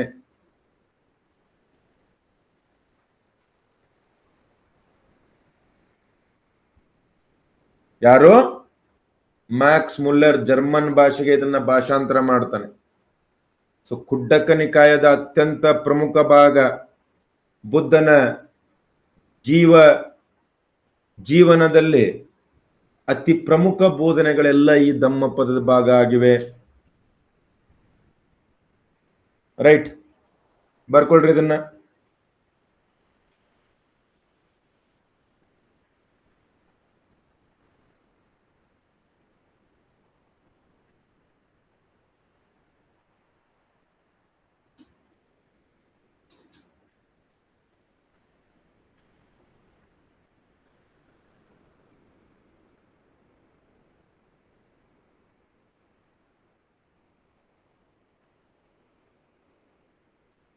ಕ್ಲಿಯರ್ ಇದೆಯಾ?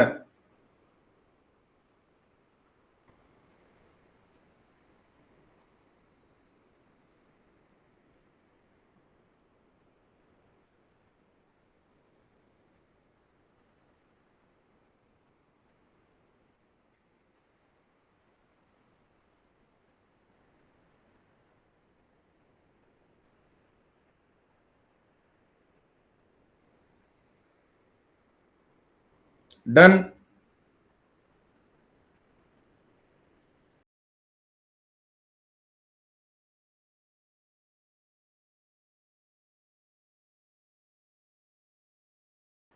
ದಮ್ಮಪದ ಮತ್ತು ಅಶೋಕ ದಮ್ಮ ಎರಡು ಒಂದೇನ? ಅಲ್ಲಪ್ಪ, ಅದು ಬೇರೆ ಇದು ಬೇರೆ. ಅಶೋಕನ ದಮ್ಮ ಅಂತಂದ್ರೆ ಅದಕ್ಕೆ ಹಲವಾರು ಅರ್ಥಗಳಿವೆ, ಅದನ್ನು ಮುಂದೆ ಚರ್ಚೆ ಮಾಡೋಣ. ದೊಡ್ಡ ಡಿಬೇಟ್ ಇದೆ ಅದಕ್ಕೆ. ಎಚ್ ಸಿ ಮುಖರ್ಜಿ ಅವರು ಒಂದು ಹೇಳಿದ್ರೆ, ರೋಮಿಲಾ ಥಾಪರ್ ಅವರು ಒಂದು ಹೇಳ್ತಾರೆ, ಡಿ ಡಿ ಕೋಸಂಬಿ ಅವರು ಇನ್ನೊಂದು ಹೇಳ್ತಾರೆ. ಅದರ ಬಗ್ಗೆ ಆಮೇಲೆ ನೋಡೋಣ. ಬಹಳ ಇಂಪಾರ್ಟೆಂಟು ದಮ್ಮಪದ. ಬುದ್ಧನ ಅತ್ಯಂತ ಪ್ರಮುಖವಾದ ಬೋಧನೆಗಳನ್ನು ಒಳಗೊಂಡಿದೆ. ಇನ್ನು ಬುದ್ಧನ ಮೊದಲ ಪ್ರವಚನ ಏನಂತೇಳಿ ಕರಿತೀವಿ ನಾವು?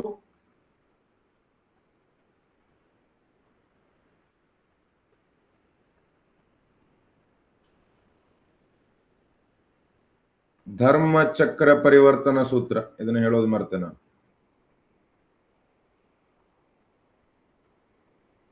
ಈ ಜಿಂಕೆವನದಲ್ಲಿ ನೀಡಿದ್ನಲ್ಲ, ಇದು ಇದು ಅಂಗುತ್ತರ ಅಲ್ಲ, ಇದು ಸಂಯುಕ್ತ ನಿಕಾಯದ ಭಾಗ. ಇದು ಸಾರಿ,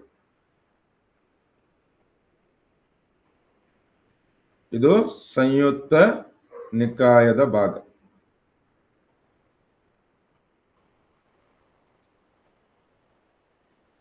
ಓಕೆ, ಇದೊಂದು ಪಾಯಿಂಟ್ ಎಕ್ಸ್ಟ್ರಾ ಸೇರಿಸ್ಕೊಂಡ್ರಿ, ಅವಾಗ ಹೇಳಿಲ್ಲ. ಅಲ್ ರೈಟ್. ಇನ್ನು ಇದನ್ನ ಹೊರತುಪಡಿಸಿದ್ರೆ ಇದರಲ್ಲಿ ಮತ್ತೆ ಕೆಲವೊಂದಿಷ್ಟು ಇಂಪಾರ್ಟೆಂಟ್ ವರ್ಕ್ಗಳಿವೆ. 15 ವರ್ಕ್ಗಳಿವೆ ಅಂತ ಹೇಳಿದೆ. ಬಹಳ ಇಂಪಾರ್ಟೆಂಟ್ ಯಾವ್ದು ಇದರಲ್ಲಿ? ಮಿಲಿಂದ ಪಾನ್ಹೋ. ಮಿಲಿಂದ ಪಾನ್ಹೋ ಕೂಡ ಈ ಒಂದು ಖುಡ್ಡಕ ನಿಕಾಯದ ಭಾಗ. ಏನು? ಕ್ರಿಸ್ತ ಪೂರ್ವ 2ನೇ ಶತಮಾನದಲ್ಲಿ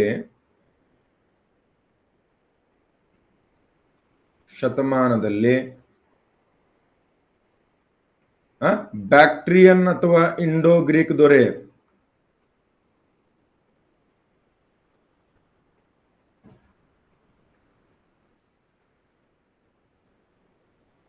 ಮೆನಾಂಡರ್ ಅಥವಾ ಮಿಲಿಂದ ಯಾರಿಗೆ? ಬೌದ್ಧ ಪಂಡಿತ ನಾಗಸೇನನಿಗೆ ಕೇಳಿದ ಪ್ರಶ್ನೆಗಳಿವು.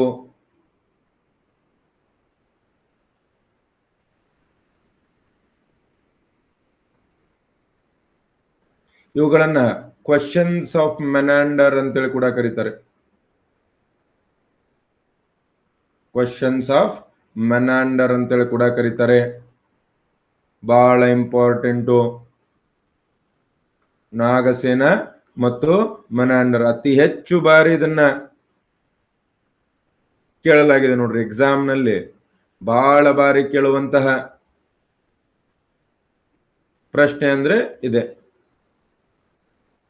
ಮಿಲಿಂದ ಪಾನೋ ಬಗ್ಗೆ ಪ್ರಶ್ನೆಗಳನ್ನ ಪದೇ ಪದೇ ಕೇಳ್ತಾರೆ.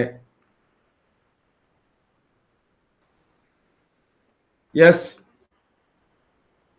ಕೇಳಿದ್ರಲ್ಲ ಮಿಲಿಂದ ಪಾನೋ ಬಗ್ಗೆ. ಯಾವ ಭಾಷೆಯಲ್ಲಿದೆ? ಇವೆಲ್ಲಾ ಕೃತಿಗಳು ಪಾಲಿ ಭಾಷೆಯಲ್ಲೇ. ಇದು ಕೂಡ ಗೊತ್ತಿರಬೇಕು. ಬಹಳ ಜನ ಕನ್ಫ್ಯೂಸ್ ಆಗಿಬಿಡ್ತಾರೆ, ಇದು ಸಂಸ್ಕೃತ ಅಂತ ತಿಳ್ಕೊಂಡ್ಬಿಡ್ತಾರೆ. ಇಲ್ಲ, ಇವೆಲ್ಲ ಕೂಡ ಪಾಲಿ ಭಾಷೆಯಲ್ಲಿನೇ ಕಂಡು ಬರ್ತವೆ.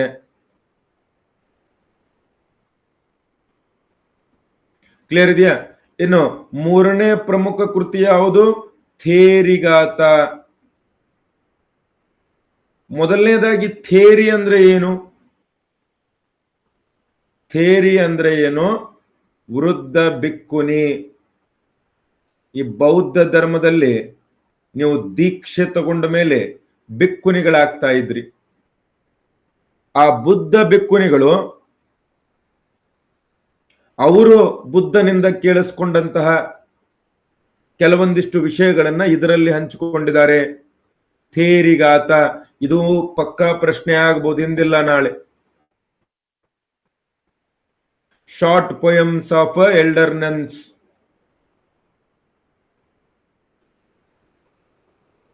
ಇದಾಗಿದೆ ಆಲ್ರೆಡಿ ಸೆಂಟ್ರಲ್ ಗವರ್ಮೆಂಟ್ ಎಕ್ಸಾಮ್ ನಲ್ಲಿ.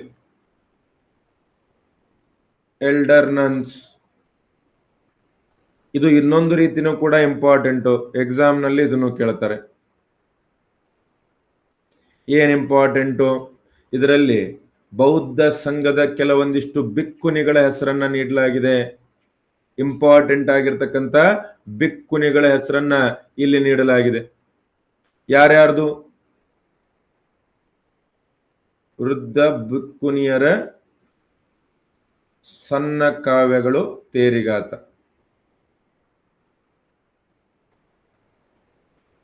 ಬಿಕ್ಕುನಿಯರ ಹೆಸರುಗಳಲ್ಲಿ ಇಂಪಾರ್ಟೆಂಟ್ ಯಾರು? ಕಿಸಾ ಗೌತಮಿ, ಆಮ್ರಪಾಲಿ ಅಥವಾ ಆಂಬಪಾಲಿ ಅಂತೇಳಿ ಪ್ರಾಕೃತದಲ್ಲಿ ಬರೆದಿದೆ, ಅದನ್ನ ಆಮ್ರಪಾಲಿ ಅಂತೇಳಿ ಕರಿತೀವಿ ನಾವು. ಉಪ್ಪಲವನ್ನ, ಇವರ ಹೆಸರುಗಳನ್ನ ಇಲ್ಲಿ ನೀಡಲಾಗಿದೆ.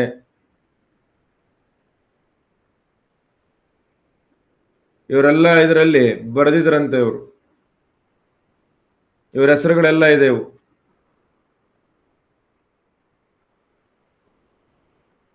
ಬರ್ಕೊಳ್ರಿ ಇದನ್ನ.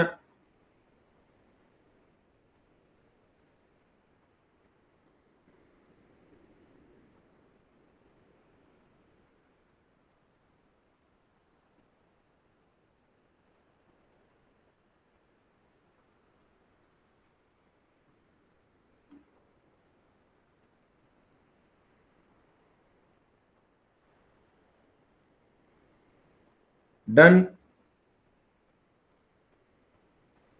ಆಮೇಲೆ ಆ ಒಂದು ಕತೆ ಇದೆ ಗೊತ್ತಾ ನಿಮಗೆ ಬುದ್ಧನ ಬಗ್ಗೆ? ಒಬ್ಬ ತಾಯಿ ಬುದ್ಧನ ಬಗ್ಗೆ ಬಹಳ ಪವಾಡಗಳ ಕೇಳಿರ್ತಾಳೆ. ಆ ತಾಯಿ ಬುದ್ಧನ ಹತ್ರ ಬಂದು, ಆಕಿಗೆ ಒಬ್ಬ ಮಗ ಇರ್ತಾನೆ.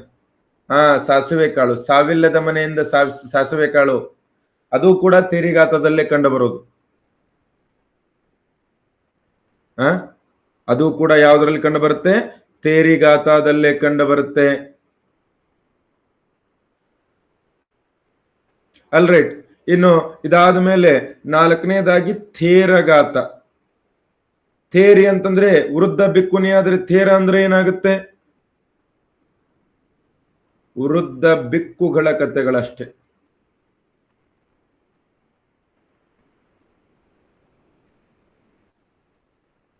ಅಷ್ಟು ಇವೇ ನೀವು ಓಲ್ಡ್ ಮಾಂಕ್ಗಳು ಬರೆದಿರ್ತಕ್ಕಂತಹ ಒಂದು ಕಾವ್ಯಗಳು. ಅದು ಓಲ್ಡ್ ನನ್ಸು, ಇದು ಓಲ್ಡ್ ಮಾಂಕ್ಸ್.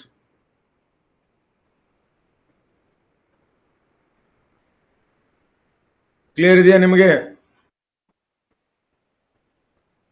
ಥೇರಗಾತ, ಓಲ್ಡ್ ಮಾಂಕ್ ಅಂದ ತಕ್ಷಣ ಬೇರೆ ತಿಳ್ಕೋಬಾರದು, ಮತ್ತೆ ಅಪಾರ್ಥ ಮಾಡ್ಕೊಳ್ಬಾರದು ವಿದ್ಯಾರ್ಥಿಗಳಲ್ಲಿ. ಓಲ್ಡ್ ಮಂಕ್ ಅಂತಂದ್ರೆ ಏನು? ವೃದ್ಧ ಭಿಕ್ಷುಕ.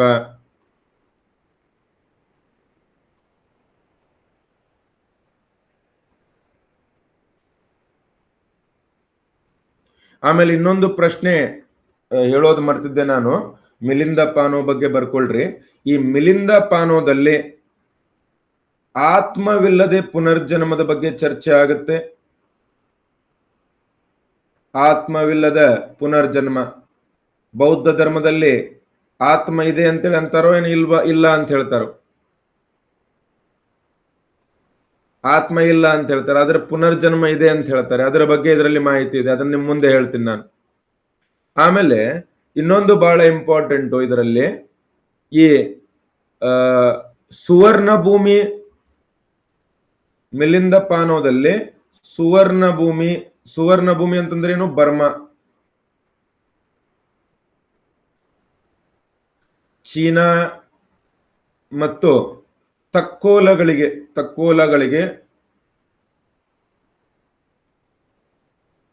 ಸಾಗರಯಾನಗಳ ಬಗ್ಗೆ ಕೂಡ ಮಾಹಿತಿ ಇದೆ. ಇದು ಕೂಡ ಒಮ್ಮೆ ಪ್ರಶ್ನೆ ಆಗಿತ್ತು. ಈ ಕೆಳಗಿನ ಯಾವ ಬೌದ್ಧ ಕೃತಿಗಳಲ್ಲಿ ಸುವರ್ಣ ಭೂಮಿ, ಬರ್ಮಾ, ಚೀನಾ ಮತ್ತು ತಕ್ಕೋಲಗಳಿಗೆ ಸಾಗರಯಾನ, ಸಮುದ್ರಯಾನ ಮಾಡಿದ ಬಗ್ಗೆ ಮಾಹಿತಿ ಇದೆ ಅಂತೇಳಿ ಇದನ್ನ ಕೇಳಿದ್ದಾರೆ ಪ್ರಶ್ನೆ. ಐ ಥಿಂಕ್ UGC ನೆಟ್ ನಲ್ಲೇ ಕೇಳಿದ್ದಾರೆ ಇದನ್ನ ಪ್ರಶ್ನೆ. ಸೊ ಇದು ಕೂಡ ಇಂಪಾರ್ಟೆಂಟ್ ಆಗುತ್ತೆ.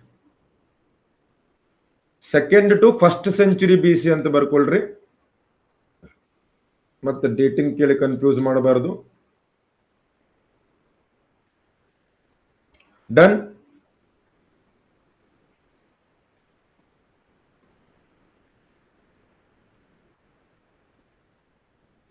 ತೇರಿಗಾತ ಮುಗಿತಾ, ಇನ್ನು ತೇರಗಾತ ಆಯ್ತು. ತೇರಗಾತ ಆದ್ಮೇಲೆ ನೆಕ್ಸ್ಟ್ ನಿಮಗೆ ಇಂಪಾರ್ಟೆಂಟ್ ಯಾವುದು ಬರುತ್ತೆ? ಈ ಯು ಕ್ಯಾನ್ ರೈಟ್ ಡೌನ್ ನೆಟ್ಟಿ ಪಕರಣ,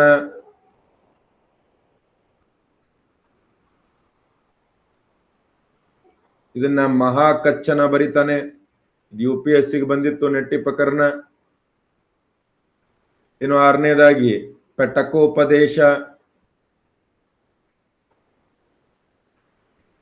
ಪೆಟಕೋಪದೇಶ.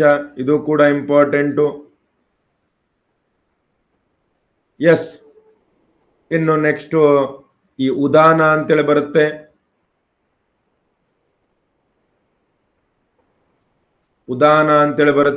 ಉದಾನದಲ್ಲೂ ಕೂಡ ಬುದ್ಧ ಏನೇನು ಹೇಳಿದ್ದ ಅದೇ ನಮಗೆ ಕಂಡು ಬರುತ್ತೆ. ಉದಾನ ಬುದ್ಧನ ಬಾಯಿಂದ ಬಂದಂತ ಇಂಪಾರ್ಟೆಂಟ್ ಆಗಿರ್ತಕ್ಕಂಥ ವಾಕ್ಯಗಳು.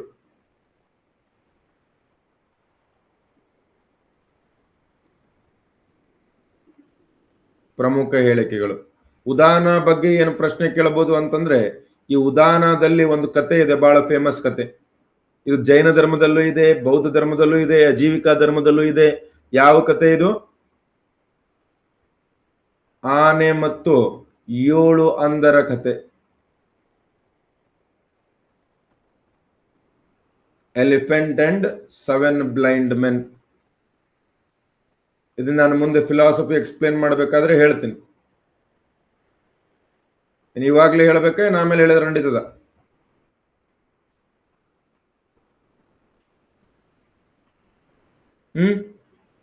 ಯಾವಾಗ ಹೇಳ್ಬೇಕು?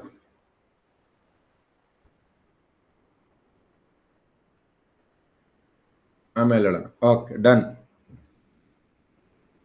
ಕಂಟಿನ್ಯೂ ಮಾಡೋಣ. ನೆಕ್ಸ್ಟ್ ಯಾವುದು? ಜಾತಕ ಕಥೆಗಳು.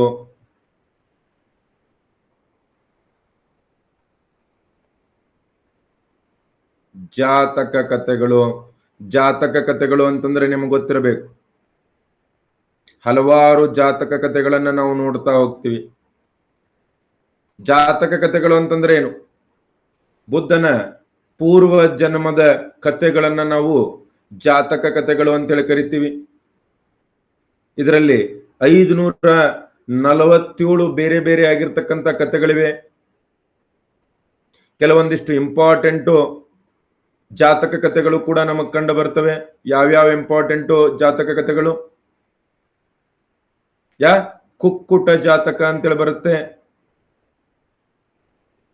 ಕುಕ್ಕುಟ ಜಾತಕ.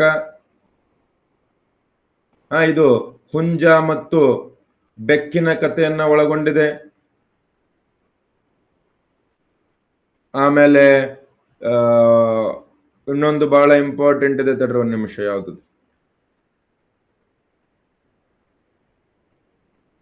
ಯಾವ್ದು ಶಿಬಿ ಜಾತಕ ಕಂಡು ಬರುತ್ತೆ. ಈ ಶಿಬಿ ಜಾತಕ ಬಹಳ ಇಂಪಾರ್ಟೆಂಟ್. ಇದರಲ್ಲಿ ಹದ್ದು ಮತ್ತು ಪಾರಿವಾಳದ ಕಥೆ ಇದೆ. ಒಂದು ಹದ್ದು ಪಾರಿವಾಳವನ್ನ ಬೆನ್ನತ್ತಿ ಬರುತ್ತೆ. ಆ ಪಾರಿವಾಳ ಈ ಶಿಬಿ ರಾಜನ ಮನೆಯಲ್ಲಿ ಹೋಗಿಬಿಡುತ್ತೆ, ಅಂದ್ರೆ ಅವನ ಅರಮನೆಯಲ್ಲಿ. ಶಿಬಿ ಮಹಾರಾಜ ಏನಂತ ಹೇಳ್ತಾನೆ ಆ ಪಾರಿವಾಳಕ್ಕೆ, ನಾನು ನಿನಗೆ ಆಶ್ರಯ ಕೊಡ್ತೀನಿ, ನಾನು ನಿನ್ನನ್ನು ರಕ್ಷಣೆ ಮಾಡ್ತೀನಿ ಅಂತೇಳಿ ಶಿಬಿ ಮಹಾರಾಜ ಹೇಳ್ತಾನೆ. ಅದಾದ್ಮೇಲೆ ಹದ್ದು ಬರುತ್ತೆ. ಆ ಹದ್ದು ಶಿಬಿ ಮಹಾರಾಜನಿಗೆ ಹೇಳುತ್ತೆ, ಕೊಡು ನನ್ನ ಆಹಾರ ಅದು ಅಂತ ಹೇಳಿ. ಶಿಬಿ ಮಹಾರಾಜ ಹೇಳ್ತಾನೆ, ಇಲ್ಲ, ನಾನು ಕೊಡೋದಿಲ್ಲ, ಅದಕ್ಕೆ ರಕ್ಷಣೆ ಕೊಡ್ತೀನಿ ಅಂತೇಳಿ ನಾನು ಪ್ರತಿಜ್ಞೆ ಕೊಟ್ಟಿದ್ದೀನಿ ಅಂತೇಳಿ ಹೇಳ್ತಾನೆ. ಅವಾಗ ಆ ಹದ್ದು ಹೇಳುತ್ತೆ, ನೀನು ನನ್ನಿಂದ ನನ್ನ ಆಹಾರ ಕಿತ್ಕೊಳ್ತಾ ಇದೀಯಾ? ನನ್ನ ಆಹಾರ ನನ್ನ ಹಕ್ಕದು. ನಾನು ಆಹಾರ ತಿನ್ಲಿಲ್ಲ ಅಂತಂದ್ರೆ ಉಪವಾಸ ಸಾಯ್ತೀನಿ. ನಾನು ಸತ್ರೆ ನನ್ನ ಹೆಂಡತಿ ಹದ್ದು ಸಾಯುತ್ತೆ. ನನ್ನ ಹೆಂಡತಿ ಹದ್ದು ಸತ್ರೆ ನನ್ನ ಮಗು ಹದ್ದುಗಳು ಸಾಯ್ತವೆ. ಹಿಂಗಾಗಿ ಹದ್ದಿನ ಪರಿವಾರನೇ ಹೋಗಿಬಿಡುತ್ತೆ. ನೀನು ಅದಕ್ಕೆ ಕೊಟ್ಟ ವಚನನು ಎಷ್ಟು ಒಳ್ಳೇದು, ಧರ್ಮಯುತವಾಗಿದ್ದು, ಹಂಗೆ ನನ್ನ ಆಹಾರನು ನನಗೆ ಧರ್ಮಯುತ ಆಗಿದ್ದು ಅಂದಾಗ ಶಿಬಿ ಮಹಾರಾಜ ತನ್ನ ತೊಡೆಯಲ್ಲಿನ ಮಾಂಸವನ್ನ ತೆಗೆದು ಆ ಹದ್ದಿಗೆ ಕೊಡ್ತಾನೆ. ಎಷ್ಟು ಪಾರಿವಾಳದ ವೇಟ್ ಇತ್ತಲ್ಲ ಅಷ್ಟು ತನ್ನ ತೊಡೆಯಿಂದ ಮಾಂಸವನ್ನು ತೆಗೆದುಕೊಡ್ತಾನೆ. ಬಹಳ ಇಂಪಾರ್ಟೆಂಟ್. ಎಸ್, ಇದಾದ್ಮೇಲೆ ವ್ಯಸ್ಸಾಂತರ ಜಾತಕ ಅಂತ ಬರುತ್ತೆ. ಈ ವ್ಯಸ್ಸಾಂತರ ಜಾತಕ ಬೇಸಿಕಲಿ ಈ ನಮ್ಮಲ್ಲಿ ಸತ್ಯ ಹರಿಶ್ಚಂದ್ರ ಕಥೆ ಇದೆಯಲ್ಲ, ಅದರದೇ ಒಂದು ಬೌದ್ಧಿಸ್ಟ್ ವರ್ಷನ್ ಇದು. ಏನು ಈಗ ಸತ್ಯ ಹರಿಶ್ಚಂದ್ರ ಸತ್ಯಕ್ಕಾಗಿ ಎಲ್ಲ ಇದು ಮಾಡ್ತಾನಲ್ಲ, ಹಂಗೆ ವ್ಯಸ್ಸಾಂತರ ಅನ್ನೋ ರಾಜ ಇರ್ತಾನೆ, ಅವನ ಒಂದು ಕತೆ ಇದು ವ್ಯಸ್ಸಾಂತರ ಜಾತಕ ಅಂತೇಳಿ ಕರಿತೀವಿ. ಏನು ದಶರಥ ಜಾತಕವನ್ನು ನಾನು ನಿಮ್ಗೆ ಆಲ್ರೆಡಿ ಹೇಳಿದ್ದೆ. ದಶರಥ ಜಾತಕ ಇದರಲ್ಲೇ ಬರುತ್ತೆ.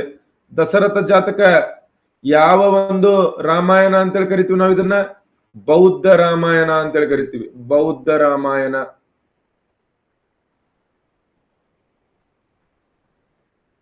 ಬೌದ್ಧ ರಾಮಾಯಣ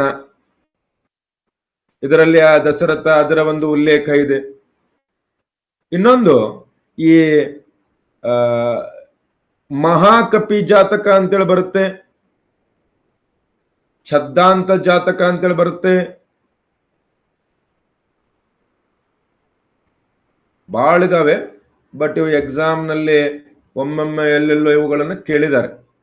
ಛದ್ದಾಂತ ಜಾತಕ ಈ ಐರಾವತ ಆನೆಯ ಬಗ್ಗೆ ಕಂಡು ಬರುತ್ತೆ. ಒಂದು ಆನೆಯ ಬಗ್ಗೆ ಈ ಛದ್ದಾಂತ ಜಾತಕ ಕಂಡು ಬರುತ್ತೆ. ಬಹಳ ಇಂಪಾರ್ಟೆಂಟ್ ಛದ್ದಾಂತ ಜಾತಕ.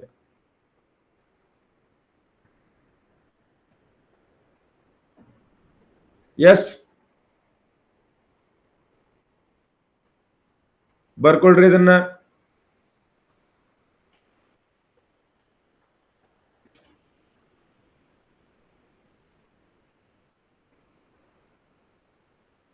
ಈ ಆನೆ ಎಷ್ಟು ಕೊಂಬಿರ್ತದೆ? 6 ಕೊಂಬಿನ ಆನೆ ಕತೆ ನೋಡ್ರಿ ಇದು. 6 ಕೊಂಬಿನ ಆನೆ ಕತೆ. ಇನ್ನು ನೆಕ್ಸ್ಟ್ ಅವಧಾನ ಅಂತೇಳಿ ಬರುತ್ತೆ. ಅವಧಾನ ಅಂತಂದ್ರೆ ಏನು? ಇದರಲ್ಲೂ ಕೂಡ ಬುದ್ಧನ ಪೂರ್ವ ಜನ್ಮದ ಕಥೆಗಳಿವೆ.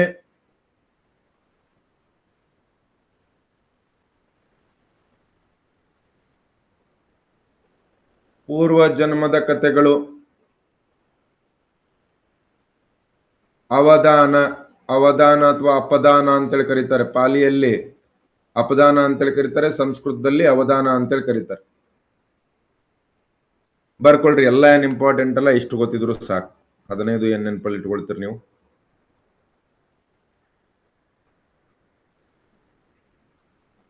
S, take it down quickly. ಇದು ಬುದ್ಧನ 547 ಪೂರ್ವ ಜನ್ಮದ ಕಥೆಗಳನ್ನ ಅವಧಾನ ಒಳಗೊಂಡಿದೆ. ಅಂದ್ರೆ ಜಾತಕ ಕಥೆಗಳು ಅವಧಾನ ರಿಲೇಟೆಡ್.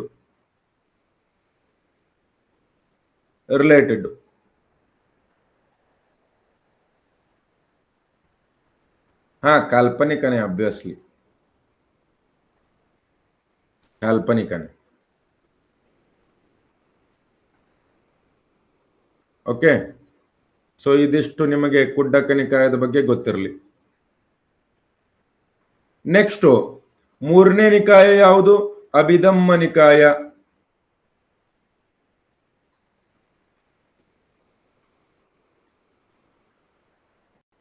ಯಾವಾಗ ರಚನೆ ಆಯ್ತಿದು?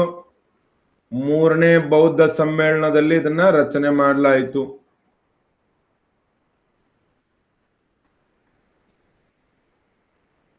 ಎಲ್ಲಿ? ಪಾಟಲಿಪುತ್ರದಲ್ಲಿ. ಯಾರ ನೇತೃತ್ವದಲ್ಲಿ? ಮೊಗ್ಗಲಿಪುತ್ತ ಟಿಸ್ಸಾನ ನೇತೃತ್ವದಲ್ಲಿ. ಟಿಸ್ಸಾನ ನೇತೃತ್ವದಲ್ಲಿ ಇದನ್ನ ಸಂಕಲನೆ ಮಾಡಲಾಯಿತು. ಇದು ಬುದ್ಧನ ಬೋಧನೆಗಳ ಬಗ್ಗೆ. 3ನೇದಂದ್ರೆ ಅಶೋಕನೇ. ಬುದ್ಧನ ಬೋಧನೆಗಳ ಬಗ್ಗೆ ತಾತ್ವಿಕ ಅಂದ್ರೆ ಫಿಲಾಸಫಿಕಲ್ಲು,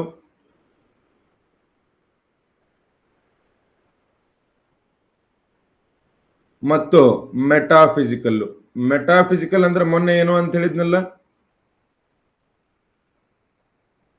ಹಾ, ಯಾವುದು ಮೇಲಿರುವ ವರ್ಕ, ಅವು ಕ್ರೊನಾಲಜಿಕಲ್ ಆರ್ಡರ್ ಅಲ್ಲಿ ಹೇಳಿಲ್ಲ ನಾನು ನಿಮಗೆ, ಅವುಗಳನ್ನ ರ್ಯಾಂಡಮ್ ಇಂಪಾರ್ಟೆನ್ಸ್ ವೈಸ್ ಹೇಳಿದ್ದೀನಿ. ಕ್ರೊನಾಲಜಿಕಲ್ ಆರ್ಡರ್ ಇಂಪಾರ್ಟೆಂಟ್ ಅಲ್ಲ ಅದು.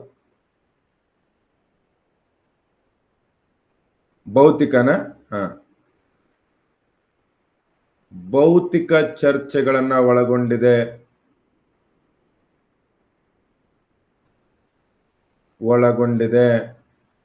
ಅಂದ್ರೆ ಬುದ್ಧನ ಬೋಧನೆಗಳ ಬಗ್ಗೆ ಬೇರೆ ಬೇರೆ ದೃಷ್ಟಿಕೋನಗಳಿಂದ ಇಲ್ಲಿ ಚರ್ಚೆ ಮಾಡಲಾಗುತ್ತೆ.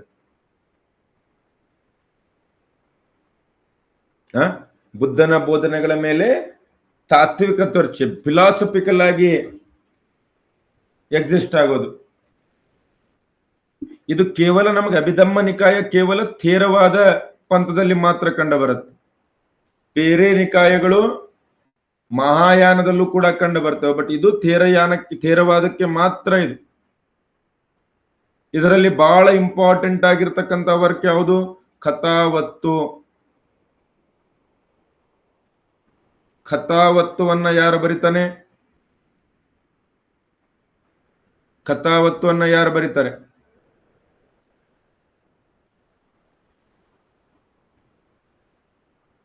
ಯಾರು? ಮೊಗ್ಗಲಿಪುತ್ತ ಟಿಸ್ಸ. ಮೊಗ್ಗಲಿಪುತ್ತ ಟಿಸ್ಸ, ಇದು ಬಹಳ ಇಂಪಾರ್ಟೆಂಟ್. ಇದರಲ್ಲಿ ಮತ್ತೆ ವಿಭಂಗ, ಯಮಕ, ಪತ್ತಾನ ಅಂತೇಳೆಲ್ಲ ಬರ್ತಾವೆ, ಅವೆಲ್ಲ ಇಂಪಾರ್ಟೆಂಟ್ ಅಲ್ಲ. ಇದರಲ್ಲಿ ಬಹಳ ಇಂಪಾರ್ಟೆಂಟ್ ಯಾವುದು ಇದೆ?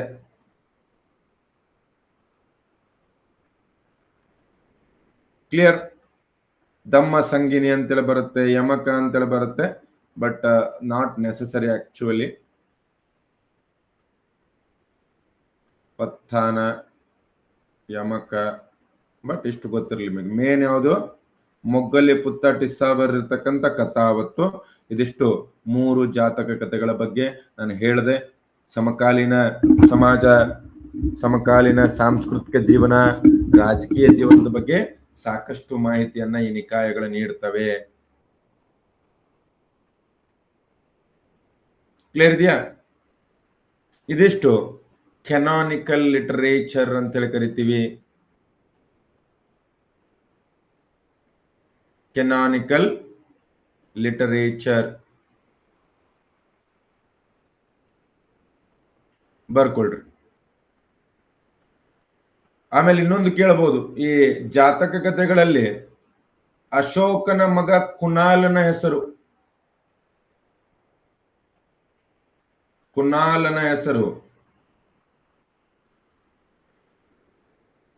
ಹೆಸರು ಯಾವ ಜಾತಕದಲ್ಲಿ ಕಂಡು ಬರುತ್ತೆ? ಕುನಾಲ ಜಾತಕ ಅಂತಿದೆ, ಅದರಲ್ಲಿ ಕಂಡು ಬರುತ್ತೆ ಕುನಾಲ ಜಾತಕ. ಎಸ್, ಕುನಾಲ ಜಾತಕ ಬಾಳದವಂಗ, ಎಲ್ಲ ಹೇಳ್ತಾ ಕೂತ್ಕೊಳಕ್ ಆಗಲ್ಲ. 547 ಅದಾವ ಸ್ಟೋರೀಸ್.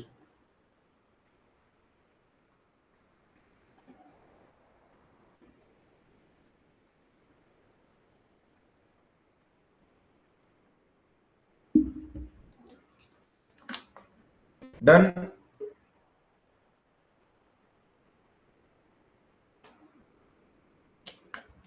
ಇನ್ನು ನಾನ್ ಕೆನಾನಿಕಲ್ ಲಿಟರೇಚರ್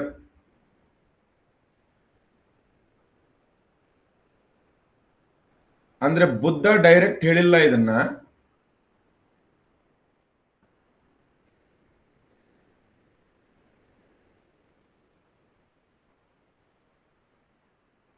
ಅಂಗೀಕೃತವಲ್ಲದ ಪಠ್ಯಗಳು.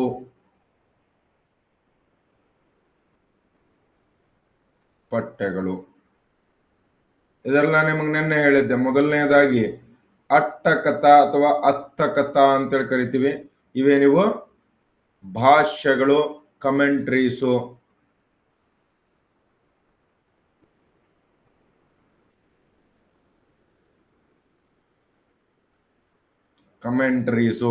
ಅಟ್ಟಕಥಾ.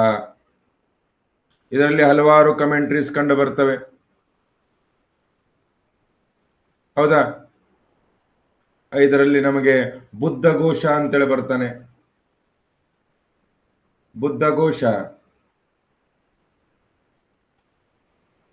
5ನೇ ಶತಮಾನದಲ್ಲಿದ್ದ, ಥೇರವಾದ ಬೌದ್ಧ ಪಂಥಕ್ಕೆ ಸೇರಿದ್ದ ಇವನು.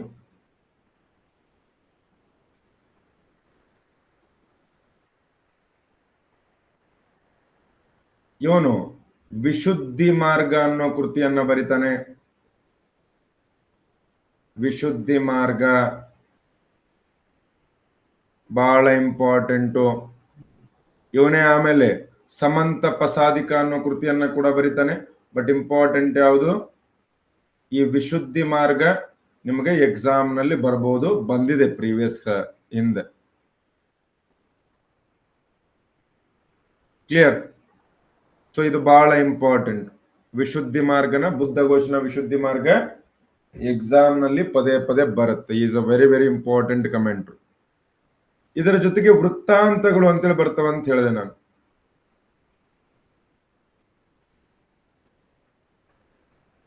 ಇದರ ಉಲ್ಲೇಖನು ನಾವು ಪದೇ ಪದೇ ಮಾಡ್ತೀವಿ, ಕ್ರಾನಿಕಲ್ಸ್ ಅಂತೇಳಿ ಕರಿತೀವಿ.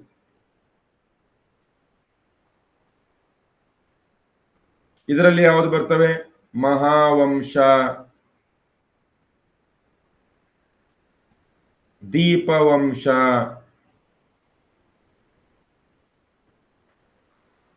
ಚುಲವಂಶ,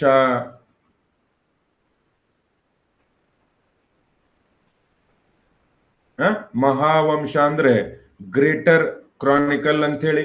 ಇವು ಮೂರು ಕೂಡ ಎಲ್ಲಿ? ಶ್ರೀಲಂಕಾದಲ್ಲಿ ರಚನೆಯಾದವು. ಸೊ ಯಾವ ಭಾಷೆಯಲ್ಲಿ ಬರೆಯಲ್ಪಟ್ಟಿವೆ ಇವು? ಸಿಲೋನಿಸ್ ಪ್ರಾಕೃತ ಭಾಷೆಯಲ್ಲಿ, ಶ್ರೀಲಂಕಾ ಪ್ರಾಕೃತ ಭಾಷೆಯಲ್ಲಿ ಬರೆಯಲ್ಪಟ್ಟಿವೆ.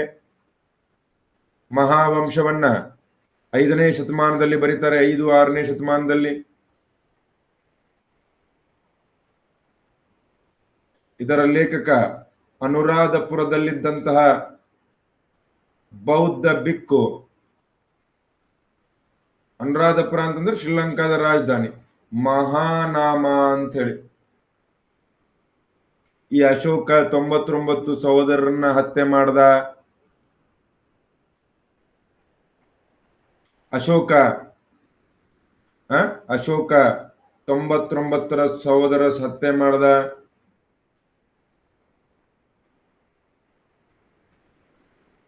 ಹತ್ಯೆ ಮಾಡ್ದ. ಈ ಸಂಘಮಿತ್ರೆ ಮತ್ತು ಈ ನಮ್ಮ ಮಹಿಂದ ಮತ್ತು ಸಂಘಮಿತ್ರೆಯನ್ನ ಶ್ರೀಲಂಕಾಕ್ಕೆ ಕಳಿಸ್ದ.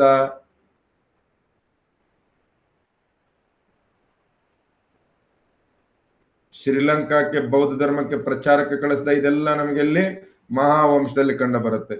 ದೀಪವಂಶ ಅದಕ್ಕಿಂತ ಮುಂಚೆನೆ ಬರೆದಿದ್ದು, ಅಂದ್ರೆ ಹೆಚ್ಚು ಕಡಿಮೆ 4ನೇ ಶತಮಾನದಲ್ಲಿ.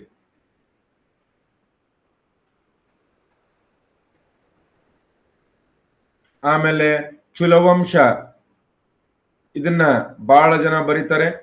ಬಹಳ ಲೇಟ್ ಆಗಿ ಬರೆದಿದ್ದು, 13-14ನೇ ಶತಮಾನದಲ್ಲಿ ರಚನೆ ಆಗುತ್ತಿದ್ದು. ಸೊ ಫಸ್ಟ್ ರಚನೆ ಆಗಿದ್ದು ಯಾವುದು? ದೀಪವಂಶ. 2ನೇದ್ದು ಮಹಾವಂಶ. 3ನೇದ್ದು ಚುಲವಂಶ. ಬರ್ಕೊಳ್ರಿ ಬೇಗ.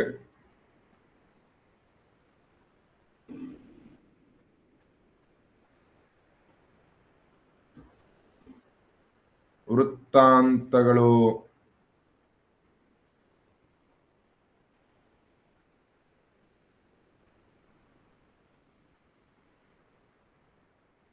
ಎಸ್, ಬರ್ಕೊಂಡ್ರ ಎಲ್ಲರೂ?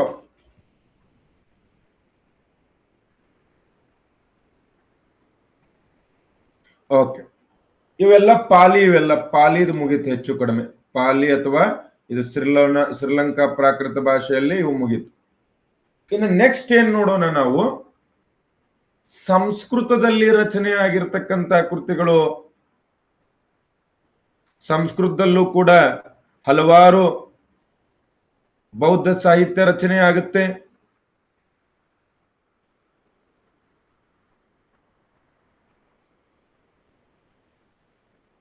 ಸಂಸ್ಕೃತ ಸಾಹಿತ್ಯ ಬಹಳ ಇಂಪಾರ್ಟೆಂಟು.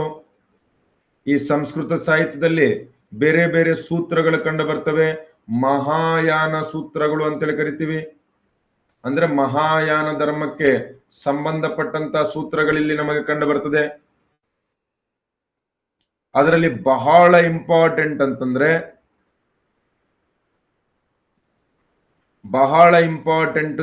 ಅಂತಂದ್ರೆ ಯಾವುದು? ಪ್ರಜ್ಞಾಪರಮಿತ ಸೂತ್ರ. ಇದನ್ನ ಹಲವಾರು ಬಾರಿ ನಿಮಗೆ ಎಕ್ಸಾಮ್ ನಲ್ಲಿ ಕೇಳ್ತಾರೆ. ಪ್ರಜ್ಞಾಪರಮಿತ ಸೂತ್ರ ಅಂದ್ರೆ ಏನಿದು? ಇದು ಈ ಮಹಾಯಾನದ ಅತ್ಯಂತ ಮೂಲಭೂತ ಸೂತ್ರ ಅಂತೇಳಿ ಕರಿತೀವಿ.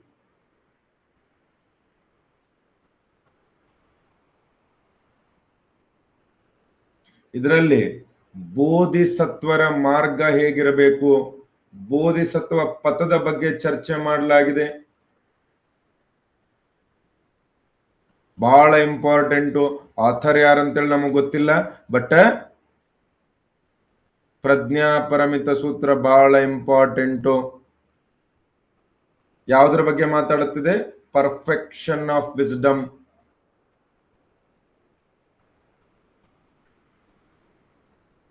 ಇನ್ನು ಸೂತ್ರಗಳಲ್ಲಿ ಮತ್ತೆ ಯಾವ್ದು ಇಂಪಾರ್ಟೆಂಟು?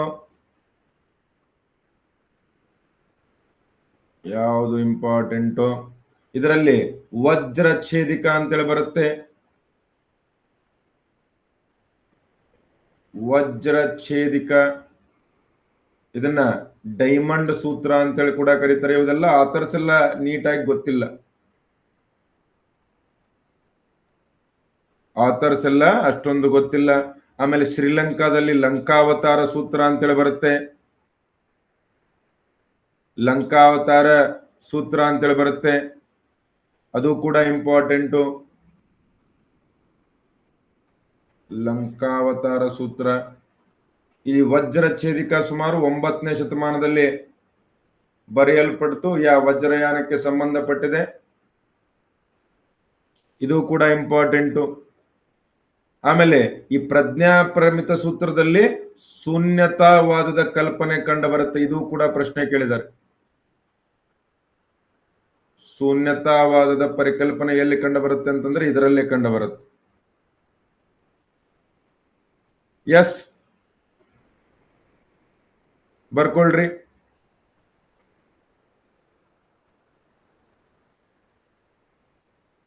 ಇವು ಸೂತ್ರಗಳು, ಬಹಳಷ್ಟು ಸೂತ್ರಗಳು ಕಂಡು ಬರ್ತವೆ. ಇದರಲ್ಲಿ ನಿಮಗೆ ಯಾವುದದು ಸದ್ಧರ್ಮ ಪುಂಡರಿಕ ಸೂತ್ರ ಅಂತೇಳಿ ಬರುತ್ತೆ. ಇನ್ನೊಂದು ಸದ್ಧರ್ಮ ಪುಂಡರಿಕ ಸೂತ್ರ ಅಂತ ಹೇಳಿ. ಇದು ಯೂಶುವಲಿ ಎಲ್ಲಿ ಅಂದ್ರೆ ಈ ಆಗ್ನೇಯ ಏಷ್ಯಾದಲ್ಲಿ ಇದು ಬಹಳ ಫೇಮಸ್. ಇದನ್ನ ಲೋಟಸ್ ಸೂತ್ರ ಅಂತೇಳಿ ಕರೀತಾರೆ. ಲೋಟಸ್ ಸೂತ್ರ. ಇವೆಲ್ಲ ಸಂಸ್ಕೃತದಲ್ಲೇ ಕಂಡು ಬರೋದು, ಅದು ನೆನಪಲ್ಲಿ ಇರಬೇಕು. ಬರ್ಕೊಳ್ರಿ ಬೇಗ.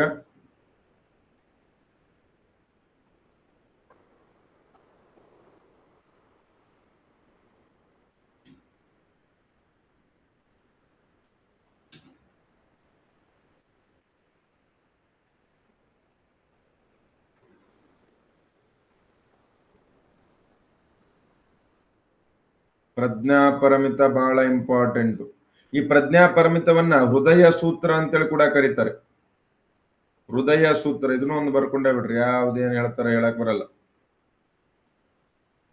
ಹೃದಯ ಸೂತ್ರ ಅಂತೇಳಿ ಕೂಡ ಕರೀತಾರೆ. Okay, fine. ಇನ್ನು ನೆಕ್ಸ್ಟ್ ಮತ್ತೆ ಯಾವುದು ಕೃತಿಗಳು ಬೌದ್ಧ ಧರ್ಮಕ್ಕೆ ಸಂಬಂಧಪಟ್ಟಿದ್ದು? ಕೆಲವೊಂದಿಷ್ಟು ಬುದ್ಧನ ಆತ್ಮಕಥೆಗಳು ಅಥವಾ ಅವನ ಜೀವನ ಕಥೆಗಳು ಕೂಡ ಬರೆಯಲ್ಪಟ್ಟಿವೆ.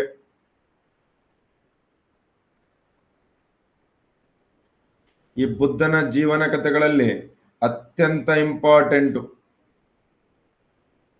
ಯಾವುದು? ಸಂಸ್ಕೃತದ ಮೊದಲ ನಾಟಕಕಾರ ಬುದ್ಧ ಚರಿತ ಬರೆದಂತಹ, ಯಾರು ಬರೆದ್ರು ಬುದ್ಧ ಚರಿತವನ್ನ? ಅಶ್ವಘೋಷ.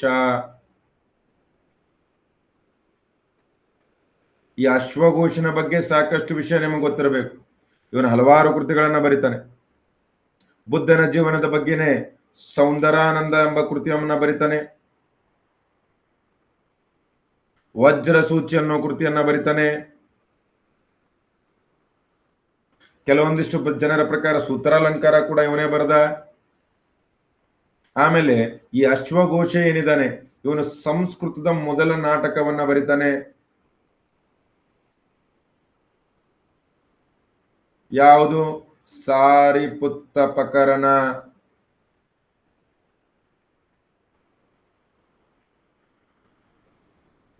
ಪ್ರಕರಣ ಯಾವಾಗಿದ್ದ ಇವನು? 1ನೇ ಅಥವಾ 2ನೇ ಶತಮಾನ ಅಂತ ಬರ್ಕೊಳ್ರಿ, ಬಹಳ ಇಂಪಾರ್ಟೆಂಟ್. ಎಸ್. ಇನ್ನು ಇದನ್ನ ಬಿಟ್ಟು ಬಹಳ ಇಂಪಾರ್ಟೆಂಟ್ ಯಾವುದು? ಮಹಾವಸ್ತು ಅಂತೇಳಿ ಬರೀತಾರೆ. ಮಹಾವಸ್ತು. ಮಹಾವಸ್ತು ಈ ಬೌದ್ಧ ಧರ್ಮದ ಲೋಕೋತ್ತರವಾದಿ ಶಾಲೆಗೆ ಸಂಬಂಧಪಟ್ಟಿದೆ. ಲೋಕೋತ್ತರವಾದಿಗಳು ಅಂತಂದ್ರೆ ಈ ಮಹಾಸಾಂಘಿಕರಲ್ಲಿ ಒಂದು ಸಬ್ ಸೆಕ್ಟ್ ಇವರು. ಅವರು ಇದನ್ನ ಬರೆದ್ರು. ಓಕೆ. ಆಮೇಲೆ ದಿವ್ಯವದನ ಕೂಡ ಸಂಸ್ಕೃತದಲ್ಲೇ ಇದೆ. ದಿವ್ಯವದನವನ್ನ ಹೆಚ್ಚು ಕಡಿಮೆ 3ರಿಂದ 4ನೇ ಶತಮಾನದಲ್ಲಿ ಬರೆದ್ವಿ. ಇದು ಕೂಡ ಸಂಸ್ಕೃತ. ಇದರಲ್ಲಿ ಅಶೋಕವದನ ಕಂಡು ಬರುತ್ತೆ. ಇವು ನೋಡ್ರಿ, ದಿವ್ಯವದನ, ಅಶೋಕವದನ, ಅಶೋಕನ ಬಗ್ಗೆ ಮಾಹಿತಿಯನ್ನ ನೀಡ್ತವೆ. ಮೌರ್ಯ ಸಾಹಿತ್ಯದ ಬಗ್ಗೆ ಸಾಕಷ್ಟು ಮಾಹಿತಿಯನ್ನ ಇದು ನೀಡುತ್ತದೆ. ಈ ದಿವ್ಯವದನ ಅಂತಂದ್ರೆ ನಾನು ನಿಮ್ಗೆ ಹೇಳಿದ್ನಲ್ಲ, ಅವಧಾನ ಅಂತ ಹೇಳಿ. ದಿವ್ಯ ಅವಧಾನ ಇದು ಅಂದ್ರೆ ಈ ಬುದ್ಧನಿಗೆ ಸಂಬಂಧಪಟ್ಟಂತ ಹಳೆಯ ಕಥೆಗಳನ್ನ ಇವರು ಬರೆಯುವಾಗ ಅಶೋಕನ ಬಗ್ಗೆನೂ ಮಾಹಿತಿ ಇದೆ. ಸೊ ಮೌರ್ಯ ಇತಿಹಾಸವನ್ನ ಅರ್ಥ ಮಾಡ್ಕೊಳ್ಳಿಕ್ಕೆ ಬಹಳ ಇಂಪಾರ್ಟೆಂಟ್ ಇದು.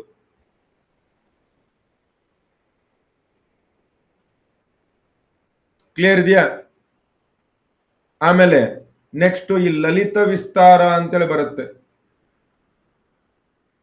ಲಲಿತ ವಿಸ್ತಾರ. ಲಲಿತ ವಿಸ್ತಾರ ಯಾವುದು? ಈ ಸರ್ವಸ್ತಿವಾದಿನ ಶಾಲೆಗೆ ಸೇರಿದ್ದು. ಇದನ್ನ ಯಾರು ಬರೆದ್ರು ನಮಗೂ ಗೊತ್ತಿಲ್ಲ ಅಬ್ವಿಯಸ್ಲಿ. ಲಲಿತ ವಿಸ್ತಾರವನ್ನ ಬಹುತೇಕ ಒಂದು 3ರಿಂದ 4ನೇ ಶತಮಾನದಲ್ಲಿ ಬರೆದಿರಬಹುದು.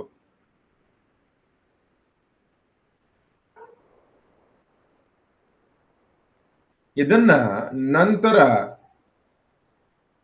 ಲೈಟ್ ಆಫ್ ಏಷ್ಯಾ ಅಂತೇಳಿ ಯಾರು ಭಾಷಾಂತರ ಮಾಡ್ತಾರೆ?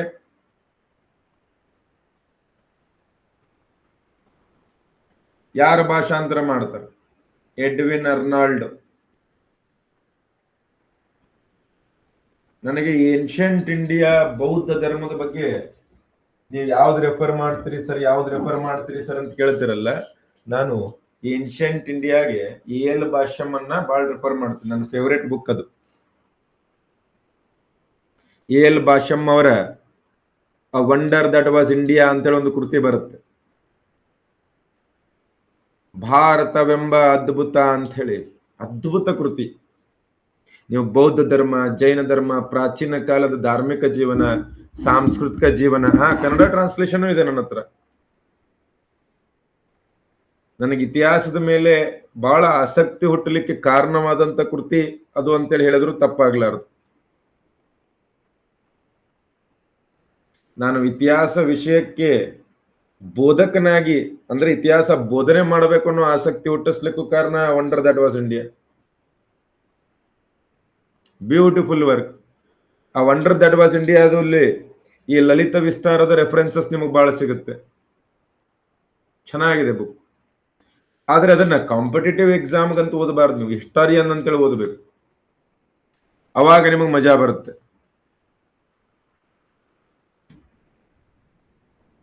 ಕ್ಲಿಯರ್ ಇದೆಯಾ? ಬರ್ಕೊಳ್ರಿ ಇದನ್ನ.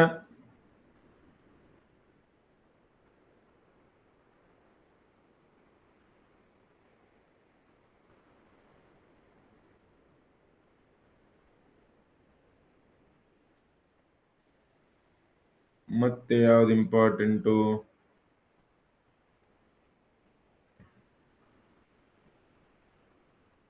ಅದರ ಮುಖಪುಟ. ಈಗ ಒಂದು ಕೆಲಸ ಮಾಡ್ರಿ, ಒಂದು ಚಿಕ್ಕ ಬ್ರೇಕ್ ತಗೊಳ್ರಿ. ಬ್ರೇಕ್ ನಿಂದ ಬರುವಾಗ ಅದನ್ನು ತಗೊಂಡೇ ಬರ್ತೀನಿ ಕೈಯಲ್ಲಿ ಹಿಡ್ಕೊಂಡು. ಓಕೆ. ಯಾವುದೇ ಎಕ್ಸಾಮ್ಗೆ ಓದ್ತಾ ಇದ್ರು, assistant professor, PSI, PC, FDA, SDA, VO, PDO, ಯಾವುದೇ ಕೋರ್ಸ್ಗಳಿಗೂ ಓದ್ತಾ ಇದ್ರು, ಇಲ್ಲಿ ಅನುಭವಿ ನುರಿತ ಶಿಕ್ಷಕರಿಂದ ಅತ್ಯಂತ ಕಡಿಮೆ ದರದಲ್ಲಿ ಗುಣಮಟ್ಟದ ಶಿಕ್ಷಣ ನಿಮಗೆ ಸಿಗುತ್ತೆ. ಹೆಚ್ಚಿನ ಮಾಹಿತಿಗಾಗಿ ನೀವು ನಮ್ಮ ನಂಬರ್ಗಳಿಗೂ ಕೂಡ, ಇಲ್ಲಿ ಕೆಳಗಡೆ ನೀವು ನಂಬರ್ಗಳನ್ನು ನೋಡ್ತಾ ಇರಬಹುದು. 6362636587 ಅಥವಾ 7411175758 ನಂಬರ್ಗೂ ಕೂಡ ಕರೆ ಮಾಡಬಹುದು. ಪ್ರಾಚೀನ ಭಾರತದ ಎಕ್ಸಾಮಿನೇಷನ್ ದೃಷ್ಟಿಯಿಂದ ಅಲ್ಲ, ನಿಮ್ಗೆ ಪ್ರಾಚೀನ ಭಾರತದ ಮೇಲೆ ಮೊದಲ ಆಸಕ್ತಿ ಬರಬೇಕು. ಇತಿಹಾಸನ ಓದ್ಲಿಕ್ಕೆ ಆಸಕ್ತಿ ಬರಬೇಕು ಅಂದ್ರೆ ಫಸ್ಟ್ ಯಾವ ಬುಕ್ ಓದ್ಬೇಕಂದ್ರೆ ಈ ಬುಕ್ ಓದ್ಬೇಕು. ಕನ್ನಡದಲ್ಲೂ ಇದರ ಅನುವಾದ ಲಭ್ಯ ಇದೆ. An introduction to the study of Indian history by D.D. Kosambi, Damodar Dharmanath Kosambi ಹಲವಾರು ಕೃತಿಗಳನ್ನು ಬರೆದಿದ್ದಾರೆ. ಮಿತ್ ಅಂಡ್ ರಿಯಾಲಿಟಿ ಅನ್ನೋ ಕೃತಿಯನ್ನ ಬರೆದಿದ್ದಾರೆ.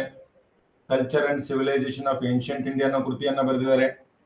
ಎಕ್ಸಾಸ್ಪರೇಟಿಂಗ್ ಎಸ್ಸೇಸ್ ಅಂತೇಳಿ ಬರೆದಿದ್ದಾರೆ. ಇತಿಹಾಸ ಯಾವ ದೃಷ್ಟಿಯನ್ನ, ಯಾವ ರೀತಿ ನಾವು ಇತಿಹಾಸದ ಅಧ್ಯಯನ ಮಾಡಬೇಕು ಅನ್ನೋದನ್ನ ಇದರಲ್ಲಿ ಬರೆದಿದ್ದಾರೆ. ಇದಾದ ಮೇಲೆ ಪ್ರಾಚೀನ ಭಾರತ ಇತಿಹಾಸದ ಕಾಲಾನುಕ್ರಮಣಿಕೆಯನ್ನ ಯಾವ ರೀತಿ ನಾವು ಸಿದ್ಧ ಮಾಡಿದೀವಿ ಅನ್ನೋದನ್ನ ನೋಡ್ಬೇಕು ಅಂದ್ರೆ ಇದೇ D.D. ಕೋಸಂಬಿ ಅವರ ಈ ಬುಕ್ ಓದಬೇಕು. ಯಾವುದು? ಪ್ರಾಚೀನ ಭಾರತದ ಸಂಸ್ಕೃತಿ ಮತ್ತು ನಾಗರಿಕತೆ. ಇದು ಕನ್ನಡದಲ್ಲೇ ಇದೆ. ನಾನು ಇಂಗ್ಲಿಷ್ ನಲ್ಲಿ ಓದಿದ್ದೀನಿ, ಕನ್ನಡ ವರ್ಷನ್ ಇದೆ ನನ್ನ ಹತ್ರ. It is a beautiful book. ಇದರಲ್ಲಿ ಪೊಲಿಟಿಕಲ್ ಹಿಸ್ಟ್ರಿಯನ್ನ ಬಹಳ ನೀಟಾಗಿ ಎಕ್ಸ್ಪ್ಲೇನ್ ಮಾಡ್ಕೊಂಡು ಹೋಗಿದ್ದಾರೆ. ಕನೆಕ್ಷನ್ಸ್ ಬಹಳ ಚೆನ್ನಾಗಿ ಎಸ್ಟಾಬ್ಲಿಷ್ ಆಗುತ್ತೆ. ಇನ್ನ ಒಂದ್ ರೀತಿ ಕೆಳವರ್ಗದಿಂದ ಪ್ರಾಚೀನ ಇತಿಹಾಸದ ದೃಷ್ಟಿಕೋನವನ್ನ ನಾವು ನೋಡಬೇಕಂದ್ರೆ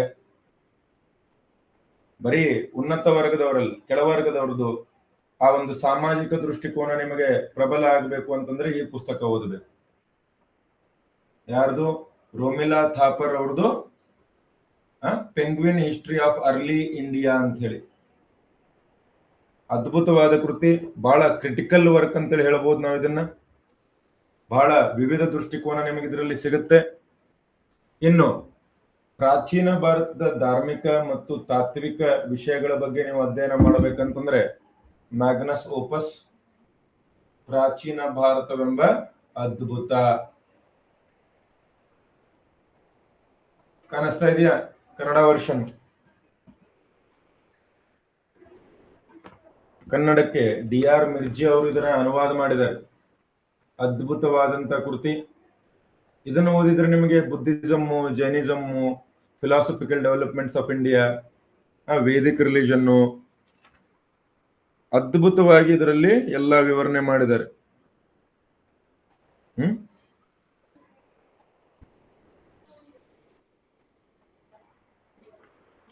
ಎಲ್ಲಾ ಭಾಷೆಗಳಿಗೂ ಅನುವಾದ ಆದಂತ ಕೃತಿ ಇದು. ಯಾರ್ಯಾರು ಈ 4 ಪುಸ್ತಕಗಳನ್ನ ನೋಡಿದ್ದೀರಿ, ಈ 4 ಪುಸ್ತಕದಲ್ಲಿ ಎಷ್ಟೆಷ್ಟು ಪುಸ್ತಕಗಳ ಬಗ್ಗೆ ನಿಮಗೆ ಗೊತ್ತಿದೆ ಅನ್ನೋರು ಆ ಪುಸ್ತಕಗಳ ಸಂಖ್ಯೆಯನ್ನ ಅಲ್ಲ, KNA is like more like it is notes ತರ ಬುಕ್ ಅದು. 4ರಲ್ಲಿ ಎಷ್ಟು ನೀವು ಓದಿದ್ದೀರಿ ಅಥವಾ ನೋಡಿದ್ದೀರಿ, ಕೇಳಿದ್ದೀರಿ? ಎಷ್ಟು ಕೇಳಿದಿರಿ ನಂಬರ್ ಬರ್ರಿ ನೋಡೋಣ.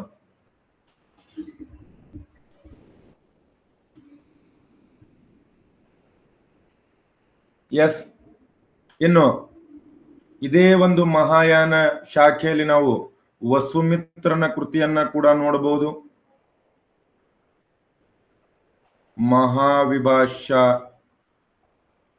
ಇದು ಕೂಡ ಮಹಾಯಾನದ ಉಗಮಕ್ಕೆ ಕಾರಣವಾದಂತ ಕೃತಿ.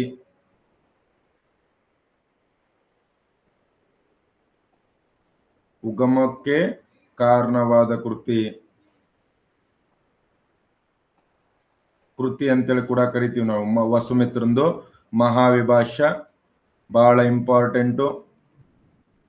ಆಮೇಲೆ ನೆಕ್ಸ್ಟ್ ಯಾವ ಬರ್ತವೆ? ಈ ಸಂಘಭೂತಿಯ ಸರ್ವಸ್ಥಿವಾದಿ ವಿನಯ,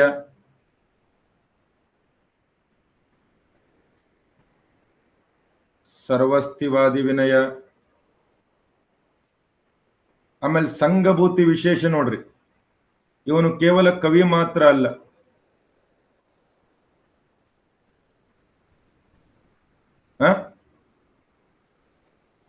ಈ ಕವಿ ಮಾತ್ರ ಅಲ್ಲ, ಅದರ ಲೇಖಕ ಮಾತ್ರ ಅಲ್ಲ, ಇವನು ಚೀನಿ ಭಾಷೆಗೆ ಭಾಷಾಂತರ ಕೂಡ ಮಾಡ್ದ,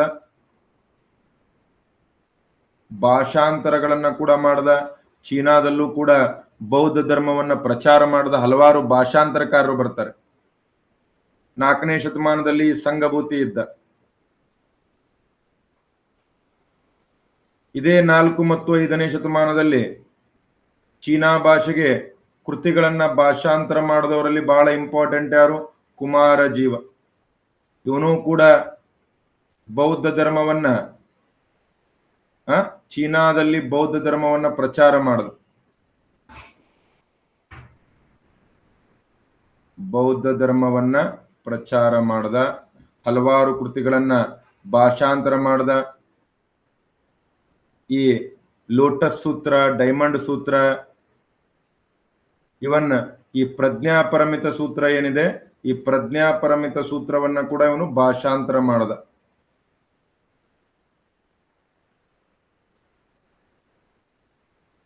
ವಜ್ರಛೇದಿಕ ಇವುಗಳನ್ನ ಭಾಷಾಂತರ ಮಾಡ್ತಾನೆ.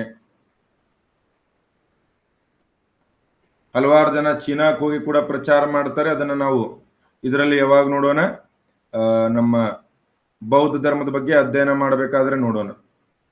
ಇನ್ನು ಯೋಗಾಚಾರ ಶಾಲೆಯವರು ಕೂಡ ಸಾಕಷ್ಟು ಜನ ಬರ್ತಾರೆ. ಯೋಗಾಚಾರ ಶಾಲೆಯಲ್ಲಿ ಮೊದಲನೇದಾಗಿ ಅಸಂಗ ಅಂತೇಳಿ ಬರ್ತಾನೆ. ಅಸಂಗ ಯಾವ ಕೃತಿಯನ್ನ ಬರಿತಾನೆ? ಸೂತ್ರಾಲಂಕಾರ. ಕೆಲವೊಂದಿಷ್ಟು ಜನ ಸೂತ್ರಾಲಂಕಾರವನ್ನ ಅಸಂಗ ಬರ್ದಾನೆ ಅಂತ ಹೇಳಿದ್ರೆ, ಕೆಲವೊಂದಿಷ್ಟು ಜನ ಅಶ್ವಘೋಷ ಅಂತ ಹೇಳ್ತಾರೆ. ಮಾತಂಗ ಕಶ್ಯಪ ಮತ್ತು ಧರ್ಮರತ್ನ ಕ್ರಿಸ್ತ ಪೂರ್ವ 1ನೇ ಶತಮಾನದಲ್ಲಿ ಚೈನಾಗೆ ಮೊಟ್ಟ ಮೊದಲ ಬಾರಿಗೆ ಬೌದ್ಧ ಧರ್ಮವನ್ನ ಪ್ರಚಾರ ಮಾಡಿದವರು. ಇವರು ಕ್ರಿಸ್ತ ಪೂರ್ವ 1ನೇ ಶತಮಾನದಲ್ಲಿದ್ರು. ಇವರು ಚೈನಾಗೆ ಬೌದ್ಧ ಧರ್ಮವನ್ನ ಪ್ರಚಾರ ಮಾಡಿದ ಮೊದಲಿಗರು. ಬೌದ್ಧ ಧರ್ಮ ಪ್ರಚಾರ ಮಾಡಿದ ಮೊದಲಿಗರು. Very good. ಅದನ್ನ ಮುಂದೆ ಹೇಳ್ತಿದ್ದೆ ನಾ. ಇನ್ನುವೆ ಇವರಷ್ಟೇ ಅಲ್ಲ, ಮುಂದೆ ಧರ್ಮಕ್ಷೇಮ, ಲೋಕಕ್ಷೇಮ, ಚೈನಾಗೆ ಬೌದ್ಧ ಧರ್ಮ ಪ್ರಚಾರ ಮಾಡಿದವರೆಲ್ಲ ಇವರೆಲ್ಲ ಬಹಳ ಇಂಪಾರ್ಟೆಂಟ್. ಲೋಕಕ್ಷೇಮ ಅಂತೇಳಿ ಬರ್ತಾನೆ, ಧರ್ಮಕ್ಷೇಮ ಅಂತೇಳಿ ಬರ್ತಾನೆ. ಮುಂದೆ 6-7ನೇ ಶತಮಾನದಲ್ಲಿ ತಮಿಳುನಾಡಿನಿಂದ ಈ ಬೋಧಿ ಧರ್ಮನ್ ಅಂತೇಳಿ ಹೋಗ್ತಾನೆ.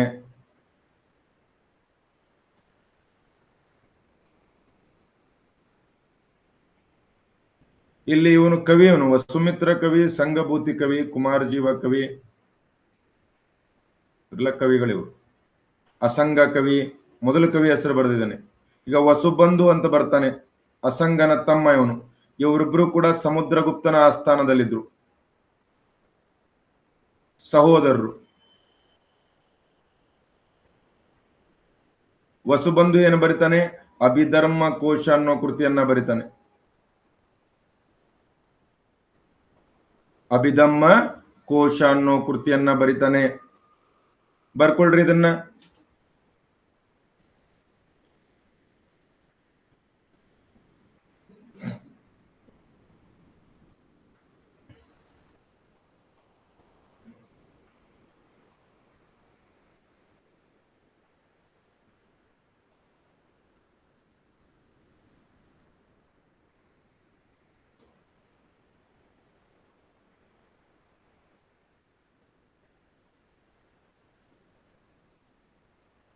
ಓಕೆ. ಆಮೇಲೆ ನೆಕ್ಸ್ಟ್ ದಿಗ್ನಾಗ ಮತ್ತು ಧರ್ಮಕೀರ್ತಿ ಹೆಸರನ್ನ ಕೇಳಿದಿರ? ವೇಟ ಬರ್ಕೊಳ್ರಿ. ಬರ್ಕೊಳ್ರಿ.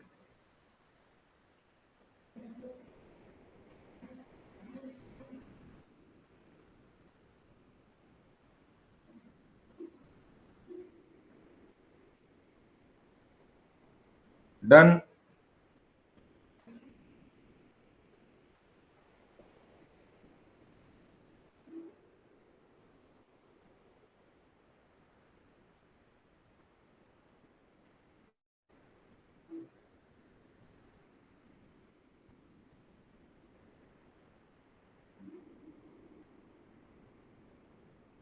ಓಕೆ. ಈ ಧರ್ಮ ಕೀರ್ತಿ ಅಂತೇಳಿ ಬರ್ತಾನೆ. ಧರ್ಮ ಕೀರ್ತಿ ಇವನು ಕೂಡ ಯೋಗಾಚಾರ ಶಾಲೆಯ ಪ್ರಮುಖವಾಗಿರ್ತಕ್ಕಂತಹ ಒಬ್ಬ ಕವಿ. 7ನೇ ಶತಮಾನದಲ್ಲಿದ್ದ ಇವನು ಪ್ರಮುಖವಾಗಿ ಯಾವ ಕೃತಿಯನ್ನ ಬರೀತಾನೆ? ಪ್ರಮಾಣವರ್ತಿಕ.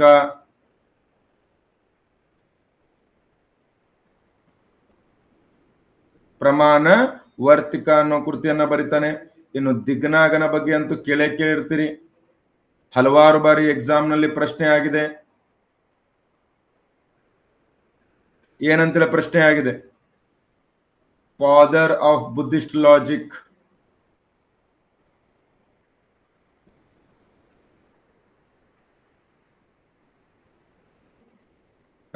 ಬುದ್ಧ ಲಾಜಿಕ್ ಅಂದ್ರೆ ಏನು ಕನ್ನಡದಲ್ಲಿ? ಬೌದ್ಧ ತರ್ಕದ ಪಿತಾಮಹ ಅಥವಾ ಬೌದ್ಧ ಹೇತು ವಿದ್ಯೆಯ ಪತಾಮಹ ಅಂತೇಳಿ ಯಾರನ್ನ ಕರಿತೀವಿ? ಇದೇ ದಿಗ್ನಾಗನನ್ನ ಕರಿತೀವಿ. ಇವನು 5ರಿಂದ 6ನೇ ಶತಮಾನದಲ್ಲಿದ್ದ, ಧರ್ಮಕೀರ್ತಿಗಿಂತ ಮುಂಚೆ ಇದ್ದ, ಬಹಳ ಇಂಪಾರ್ಟೆಂಟು. ಇವನು ಡಿಡಕ್ಟಿವ್ ಲಾಜಿಕ್ ಅನ್ನ ಡೆವಲಪ್ ಮಾಡ್ದ. ಡಿಡಕ್ಟಿವ್ ಲಾಜಿಕ್ ಯಾವ ಒಂದು ವಿಷಯದಿಂದ ಯಾವ ರೀತಿ ನಾವು ತರ್ಕವನ್ನ ಹುಡುಕೊಂಡು ಹೋಗಬಹುದು. ಲಾಜಿಕ್ ಮತ್ತು ಎಪಿಸ್ಟಮಾಲಜಿ. ಎಪಿಸ್ಟಮಾಲಜಿ ಅಂತಂದ್ರೆ ಏನು? ಯಾವುದೇ ಒಂದು ವಸ್ತು ಯಾವ ರೀತಿ ಡೆವಲಪ್ ಆಯಿತು, ಒರಿಜಿನ್. ಎಪಿಸ್ಟಮಾಲಜಿ ಏನು? ಒಂದು ವಿಷಯದ ಮೂಲವನ್ನ ಅಧ್ಯಯನ ಮಾಡುತ್ತದೆ, ಅಥವಾ ಒಂದು ವಿಷಯದ ಬಗ್ಗೆ ಇರತಕ್ಕಂಥ ಜ್ಞಾನದ ಮೂಲದ ಬಗ್ಗೆ ಅಧ್ಯಯನ ಮಾಡುತ್ತೆ. ಸೊ ಎರಡೂ ಕೂಡ ಬಹಳ ಇಂಪಾರ್ಟೆಂಟ್ ಆಗಿ ಇವನೇ ಶುರು ಮಾಡಿದ್ದು. ಇವನ ಕೃತಿ ಯಾವುದು? ಪರಿಮಾಣ ಸಮುಚ್ಚಯ.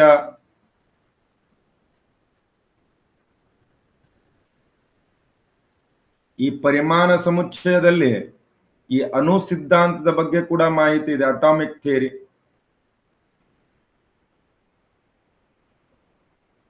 Atomic theory, yes. ಮೊದಲನೇ ಪ್ರಾಧ್ಯಾಪಕ ನಳಂದಾದ್ದು ಇವನು ಅಂತೇಳಿ ಕೂಡ ಹೇಳ್ತಾರೆ. ಸೊ ಬಹಳ ಇಂಪಾರ್ಟೆಂಟು, ಬರ್ಕೊಳ್ರಿ ಎಲ್ಲರೂ.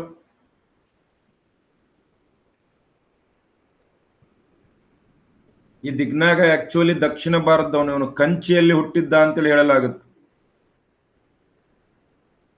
ಕಂಚಿಯಲ್ಲಿ ಜನನ ಆಗಿದ್ದ ಅಂತೇಳಿ ಹೇಳಲಾಗುತ್ತೆ.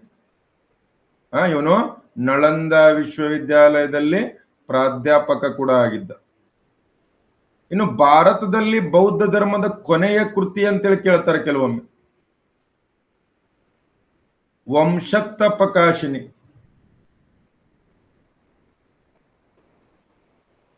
ಇದನ್ನ 13ನೇ ಶತಮಾನದಲ್ಲಿ ಬರೆಯಲಾಗಿದೆ.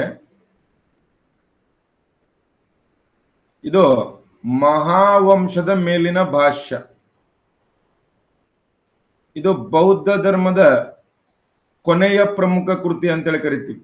ಕಮೆಂಟ್ರಿ ಇದು ಮಹಾವಂಶದ ಮೇಲೆ. ಶ್ರೀಲಂಕಾದಲ್ಲಿ ಮಹಾವಂಶ ಅಂತೇಳಿ ಹೇಳಿದೆ ನಾನು ನಿಮಗೆ. ವಂಶತ್ತಪಕಾಶಿನಿ ಇದು ಪಾಲಿ ಭಾಷೆಯಲ್ಲಿದೆ. ವಂಶತ್ತಪಕಾಶಿನಿ ಪಾಲಿ ಭಾಷೆಯಲ್ಲಿ. ಬರ್ಕೊಳ್ರಿ ಎಲ್ಲರೂ. ಇದು ಕೂಡ ಮೌರ್ಯ ವಂಶ. ಯಾಕಂದ್ರೆ ಮಹಾಯಾನ ಮೌರ್ಯ ವಂಶದ ಬಗ್ಗೆ ಮಾಹಿತಿಯನ್ನ ನೀಡುತ್ತಲ್ಲ, ಅದೇ ರೀತಿ ಇದು ಕೂಡ ಮೌರ್ಯ ವಂಶದ ಬಗ್ಗೆ ಮಾಹಿತಿಯನ್ನ ನೀಡುವ ಪ್ರಮುಖ ಕೃತಿ. ಸೊ ಇದರಲ್ಲೂ ಕೂಡ ಇದನ್ನ ಮೌರ್ಯ ವಂಶದ ಇತಿಹಾಸಕ್ಕೆ ಪ್ರಮುಖ ಮೂಲವಾಗಿ ಇದನ್ನ ಪರಿಗಣಿಸಲಾಗ್ತದೆ. ಬರ್ಕೊಳ್ರಿ ಎಲ್ಲರೂ.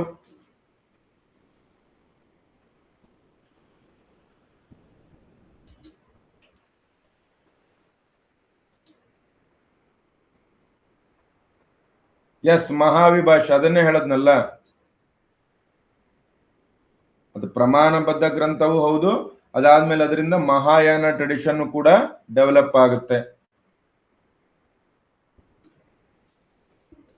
ಡನ್. ಸೊ ಏನಾದ್ರೂ ಡೌಟ್ಸ್ ಇದೆಯಾ?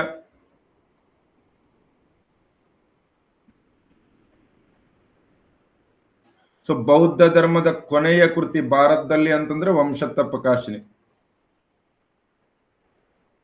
ಇದು ಕೂಡ ಪ್ರಶ್ನೆ ಆಗಿದೆ ನೋಡ್ರಿ.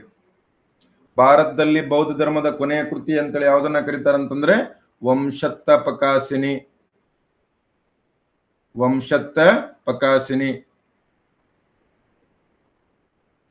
ಕ್ಲಿಯರ್ ಇದೆಯಾ?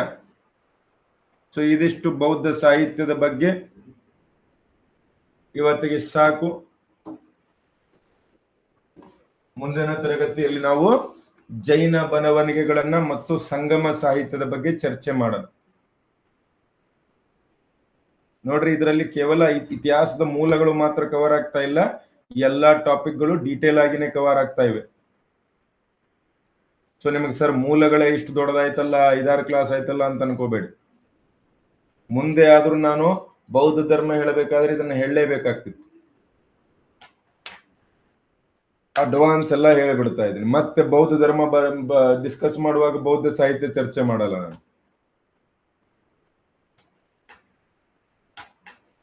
Class super sir. Thank you Kaveri ಅವರೇ, thank you. Any doubts? Class ಅಂತೂ super. Thank you, thank you, thank you. ತುಂಬಾ ಆಳವಾಗಿ ಹೇಳಿದ್ರಿ ಸರ್, ನಿಜವಾಗ್ಲೂ very nice class. Thank you, thank you Barmesh, thank you. ಖುಷಿ ಆಗತ್ತೆ ನೋಡ್ರಿ ಹಿಂಗೆ ಹೇಳಿದಾಗ. ಮಸ್ತ್ ಇತ್ತು ಸರ್ ಇವತ್ತು. ಓಕೆ,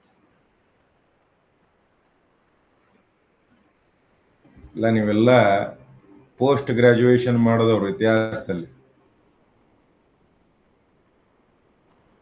ನಿಮಗೆ ಇಷ್ಟೊಂದು ಚೆನ್ನಾಗಿ ಅನಿಸ್ತಿದೆ ಅಂತಂದ್ರೆ ಕ್ಲಾಸು ನಿಜಕ್ಕೂ ಖುಷಿ ಆದಂತ ವಿಷಯ.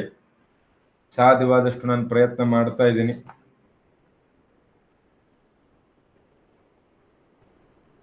ಸೊ ಸಾಧ್ಯವಾದಷ್ಟು ನೀವು ಹೆಚ್ಚೆಚ್ಚು ಏನು ಮಾಡಬೇಕು, ರಿವಿಷನ್ ಮಾಡಬೇಕು. ಇಷ್ಟು ಡೀಪ್ ಆಗಿ ಯಾರು ಹೇಳಿಲ್ಲ. ಎಸ್, ಇದು ಇನ್ಫಾರ್ಮೇಶನ್ ಕನ್ನಡ ಬುಕ್ಕಲ್ಲಿ ಸಿಗೋದು ಇಲ್ಲ. ಯೂಶುವಲಿ ಇಂಗ್ಲಿಷ್ ಬುಕ್ಗಳಲ್ಲೇ ಸಿಗೋದಾ? ಇಂಗ್ಲಿಷ್ ಬುಕ್ಗಳನ್ನ ಓದೋ ಜನ ಕಡಿಮೆ.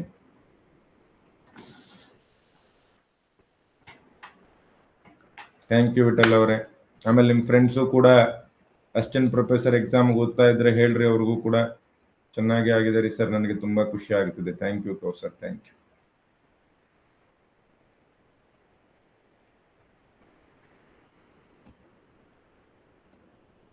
ನಾನು ಫಸ್ಟ್ ಟೈಮ್ ಎಷ್ಟು ಡೀಪ್ ಕೇಳ್ತಾ ಇರೋದು. Super, thank you. Class super sir Bhuvan, thank you, thank you.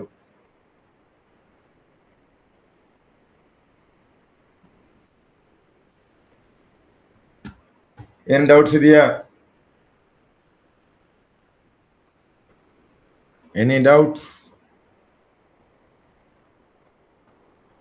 ಆಮೇಲೆ ನಿಮಗೆ ತರಗತಿಗಳು ಇಷ್ಟ ಆಗಿದ್ರೆ ಒಂದು ಹೆಲ್ಪ್ ಮಾಡಬಹುದು. ನೀವು ಏನ್ ಮಾಡಬಹುದು ಅಂತಂದ್ರೆ, ನಮ್ಮ ಗೂಗಲ್ ಪ್ಲೇ ಸ್ಟೋರ್ನಲ್ಲಿ ಹೋಗಿ ನಮ್ಮ ಆ್ಯಪ್ನಲ್ಲಿ ಒಂದು ರಿವ್ಯೂ ಕೊಡಬಹುದು.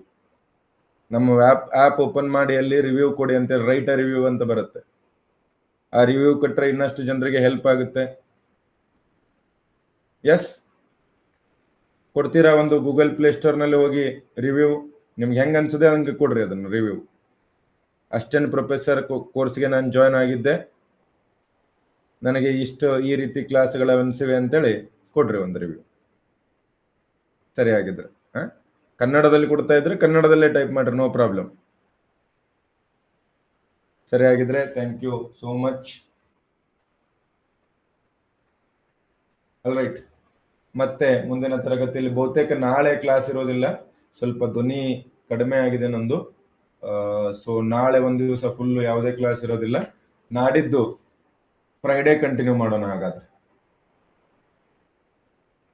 S, hello guys, that's it for today. We'll meet again in tomorrow's class. Bye bye, take care, see you tomorrow.